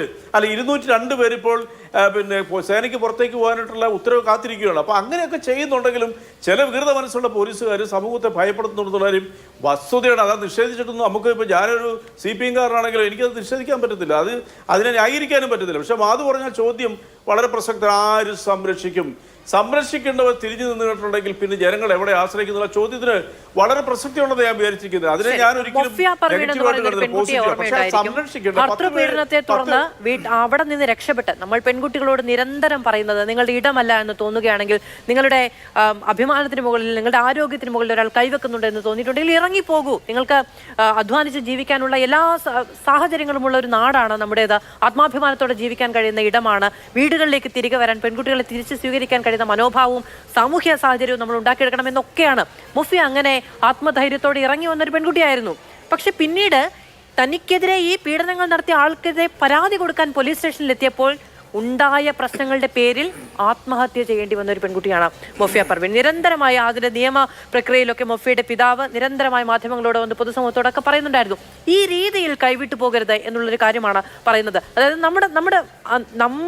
നമ്മുടെ സംവിധാനത്തിന്റെ ചുമതലയാണ് സ്ത്രീകളെ സംരക്ഷിക്കുക, എവിടെയെങ്കിലും അനീതിക്കിരയാവുന്ന ആളുകളുണ്ടെങ്കിൽ അവരെ സംരക്ഷിക്കുക, കുഞ്ഞുങ്ങളെ സംരക്ഷിക്കുക തുടങ്ങിയ കാര്യങ്ങളൊക്കെ. പക്ഷേ നീതിയുടെ പടി കയറി പോകുന്നവർക്ക് അത് നിഷേധിക്കപ്പെടാൻ കാരണമാകുന്ന കൂടിയുണ്ടെങ്കിൽ അവിടെ ഒരു തിരുത്ത് ആവശ്യമുണ്ട് എന്നുള്ളത് ആവർത്തിച്ച് പറയുകയാണ്. അഖില ഒപ്പം അതുല്യ വലിയ തരത്തിൽ അന്നത്തെ ഒരു വേദനയും അരക്ഷിതാവസ്ഥയും ഒക്കെ നമുക്ക് ഓർമ്മയുണ്ട്. അന്ന് നിങ്ങൾക്കുണ്ടായ നഷ്ടത്തിന് സംവിധാനമാണ് ഉത്തരം പറയേണ്ടത്. അതിനുള്ള നഷ്ടപരിഹാരം അടക്കം നൽകണമെന്ന് പോലും പല ചർച്ചകളിൽ പലരും പറയുന്നുമുണ്ടായിരുന്നു. സംരക്ഷണ വാഗ്ദാനം, സഹായ വാഗ്ദാനം, അങ്ങനെ പലതും ഉണ്ടായിട്ടുണ്ടെങ്കിലും പിന്നീട് അതിൽ ചർച്ചയൊന്നും ഉണ്ടായില്ല എന്ന് നിങ്ങൾ തന്നെ പറയുകയും ചെയ്തു. പഠനം, വിദ്യാഭ്യാസം, ജോലി തുടങ്ങിയ എന്തെങ്കിലുമൊക്കെ കാര്യങ്ങളിൽ ഒരു ഇടപെടൽ സമൂഹത്തിന്റെ ഭാഗത്തു നിന്ന് ആവശ്യമുണ്ട് എന്നൊരു സാഹചര്യം നിങ്ങൾക്കുണ്ടോ? ആരാണ് നിങ്ങളുടെ കാര്യങ്ങൾ നിലവിൽ നിങ്ങൾക്ക് വേണ്ട സഹായങ്ങളൊക്കെ ചെയ്തു തരുന്നത്?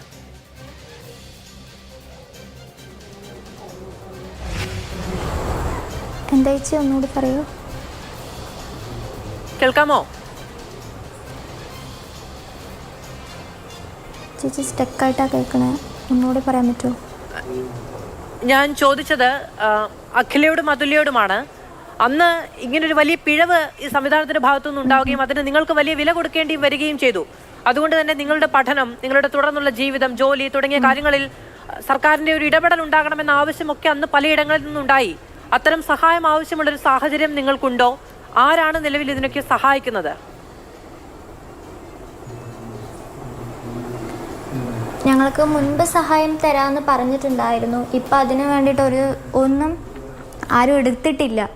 ഇപ്പം ഞങ്ങൾക്ക് സഹായം വേണം. ഞങ്ങളുടെ അച്ഛനും അച്ഛമ്മയും അമ്മ എല്ലാവരും നഷ്ടമായി.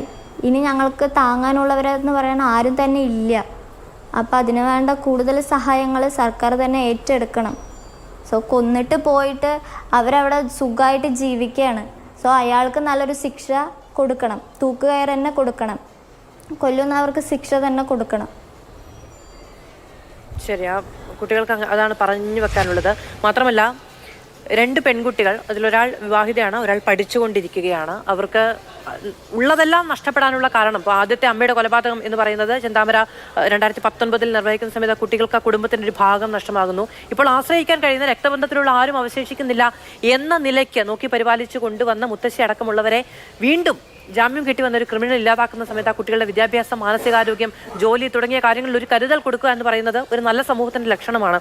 അത് മറന്നുപോയവരെ ഒന്ന് ഓർമ്മിപ്പിക്കുകയുമാണ്. അങ്ങനെ പോകേണ്ടതുണ്ടെന്ന് തോന്നുന്നു. ശ്രീ ജോർജ് ജോസഫ്, ഏത് സംവിധാനത്തിലാണെങ്കിലും വീഴ്ചകളുണ്ടാകും. ചില കാര്യങ്ങളിൽ എടുക്കുന്ന സമീപനം നമ്മളെ തന്നെ അമ്പരപ്പെടുത്തുന്ന തരത്തിൽ വലിയ കരുതലോടുകൂടിയുള്ളതാണ് എന്നത് എടുത്തു പറയാതിരിക്കാനും കഴിയില്ല. പക്ഷേ തുടർച്ചയായി ഇത്തരം സംഭവങ്ങൾ ഉണ്ടാകുമ്പോഴാണ് നമ്മൾ ചർച്ചകളിലേക്ക് കടന്നു പോകുന്നത്. ലഹരി ഒരു പുതിയ വില്ലനായി അവശേഷിക്കുന്നുണ്ട്. സംസ്ഥാനത്തെ എക്സൈസ് വകുപ്പും പോലീസും അടക്കം ഈ കഴിഞ്ഞ ദിവസങ്ങളിൽ വലിയ ജാഗ്രതയോടെ പ്രവർത്തിക്കുന്നുണ്ട്.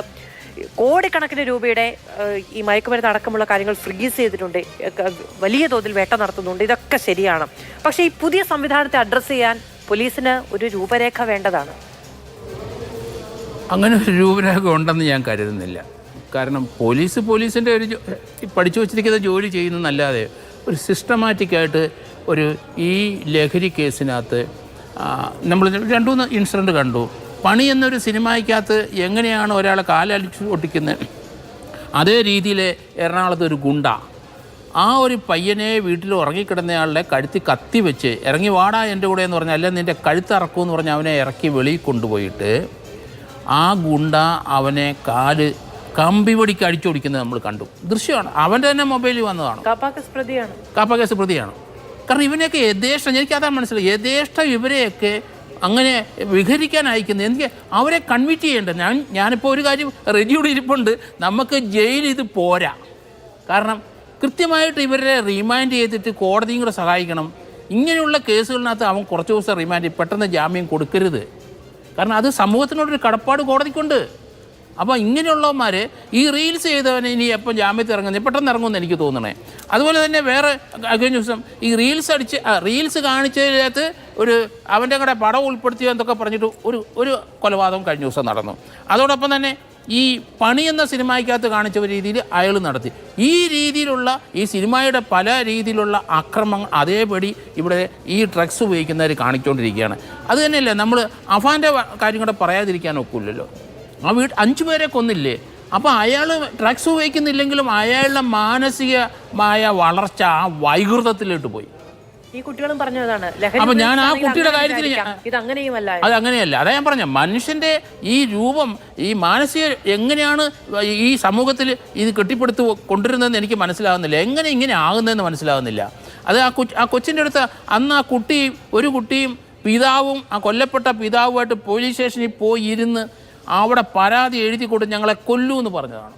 എന്നിട്ട് ആ കൊന്ന കണ്ടില്ലേ എങ്ങനെയാണ് ആ മരണം വന്നിരിക്കുന്നത്? നമുക്ക് എപ്പോഴും ഒരു ഷോക്കിംഗ് ആണ് ഈ കുട്ടികളെ കാണുമ്പോൾ. ഇപ്പോൾ അവരുടെ അവസ്ഥ കണ്ടില്ലേ? ആ കുട്ടികളെ ആരാണ് സംരക്ഷിക്കുന്നത്? സർക്കാരിന് സംരക്ഷണത്തിൻ്റെ സംവിധാനം ഉണ്ടെങ്കിലും 2 പെൺകൊച്ചുങ്ങളല്ലേ. അതിൻ്റെ കാര്യമൊന്നും ഇങ്ങനെ സമൂഹത്തിലെ ഒത്തിരി പേര് അനാഥരായിക്കൊണ്ടിരിക്കുന്ന കാഴ്ചയാണ് കാണുന്നത്. അതുകൊണ്ട് പോലീസിനെ മാത്രം കുറ്റപ്പെടുത്തി സമൂഹത്തിൽ ഒത്തൊരുമിച്ച് ഇതിനൊരു പരിഹാരം ഉണ്ടായേ പറ്റുള്ളൂ. അതുകൊണ്ട് കോടതി ഇക്കാര്യത്തിൽ ഇതുപോലെ ചെയ്യുന്ന ആൾക്കാർക്ക് ജാമ്യം കൊടുക്കാതിരിക്കുക, അവരെ കൂടുതൽ നേരം റിമാൻഡിലേക്ക് വിടുക. അത് തമിഴ്നാട്ടിലൊക്കെ ഇതുപോലുള്ള ഈ ക്രിമിനൽസിനെ അവരെ കാലിൽ വെടിവെക്കും. എന്തിനാണ് പോലീസിന് തോക്ക് കൊടുത്തിരിക്കണേ? ഇത് ചുമ്മാ ഇരിക്കുകയല്ലേ? ഇങ്ങനെയുള്ള ക്രിമിനൽസിനെ ഓടിച്ചിട്ട് പിടിക്കുന്നതിന് അവരെ കാലെങ്കിലും വെടിവെച്ച് വിടണമെന്നാണ് ഞാൻ പറയുന്നത്. അവനെ കൊല്ലണ്ട. അതിന് അധികാരം പോലീസിനുണ്ടല്ലോ. പോലീസിനെ ആക്രമിക്കുന്നതിന് എന്തുകൊണ്ട് വെടിവെച്ചിടുന്നില്ല? ഞാനത് പറഞ്ഞപ്പം പല ഓഫീസർമാരും എനിക്കെതിരായി. കോട്ടയത്ത് ഒരു പോലീസ് സ്റ്റേഷനിനകത്ത് ഒരു കുട്ടിയെ കാണാതെ പോയെന്ന് അമ്മ കിടന്ന് വിളിച്ച് അവനെ കൊന്ന ആ പോലീസ് സ്റ്റേഷനകത്ത് കൊണ്ട് ഇടുന്ന കണ്ടു. ആ വന്ന ആളെ ക്രിമിനൽ വെടിവെച്ച് കൊല്ലണ്ടേ? അതിന് അധികാരം ഉണ്ടല്ലോ പോലീസിന്. അത് നമ്മൾ പറയുന്നില്ല, അതിനാണ് അധികാരം കൊടുത്തിരിക്കുന്നത്. തോക്ക് കൊടുത്തിരിക്കുന്നത് അതിനാണ്.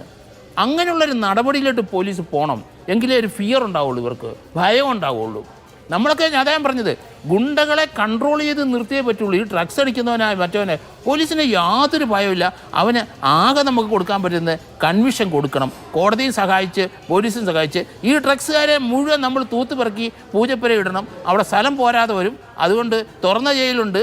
അവിടെ എവിടെയെങ്കിലും കൂടുതൽ സംവിധാനം സർക്കാർ ഉണ്ടാക്കട്ടെ. കാരണം ആ ഹരിയാനയിലും പഞ്ചാബിലും ഈ അവസ്ഥ തന്നെ ഉണ്ടായി. ശരി, ഞാൻ എൻ്റെ സമയം പൂർണ്ണമായും അവസാനിക്കുകയാണ്. ആത്മവീര്യമുള്ള പോലീസ് സേന വേണം. ആത്മവീര്യം എന്ന് പറയുന്നത് അച്ചടക്കത്തിൽ കൂടി അധിഷ്ഠിതമായിരിക്കണം. അതാണ് ഒരു പൗരന്റെ യഥാർത്ഥ സുരക്ഷ ഉറപ്പ് നൽകുന്നത് എന്നത് ആവർത്തിച്ച് പറയേണ്ട ആവശ്യം കൂടിയുണ്ട്. നിരന്തരമായി ഉണ്ടാകുന്ന കൊലപാതക പരമ്പരകളിൽ കൂട്ടക്കൊലപാതകങ്ങളിലടക്കം ഇരകളാകുന്നവർ പരാതി പറഞ്ഞിട്ട് പോയിട്ട് പോലും അവർക്ക് സംരക്ഷണം നൽകാൻ കഴിയാത്ത സാഹചര്യം ആവർത്തിക്കപ്പെടാൻ കഴിയുന്ന ഒന്നല്ല. ഭീതിയുണ്ടെങ്കിൽ, അനീതിയുണ്ട് എന്ന തോന്നലുണ്ടായെങ്കിൽ ആകെ ചെന്ന് ആശ്രയിക്കാൻ കഴിയുന്നൊരു സംവിധാനമായി കേരളത്തിൽ അവശേഷിക്കുന്നത് പോലീസ് സംവിധാനമാണ്. നമുക്ക് ആദ്യം കടന്നു ചെല്ലാൻ കഴിയുന്നത് അവിടെ കൂടുതൽ കാരുണ്യത്തോടെ, കൂടുതൽ ജാഗ്രതയോടുകൂടി, കൂടുതൽ ഉത്തരവാദിത്ത ബോധത്തോടെയുള്ള ഒരു സംവിധാനം ഉണ്ടാകണം എന്നുള്ളത് കേരളത്തിന്റെ ആവശ്യമാണ്. വളരെയധികം നന്ദി പാനലിസ്റ്റുകൾക്ക്.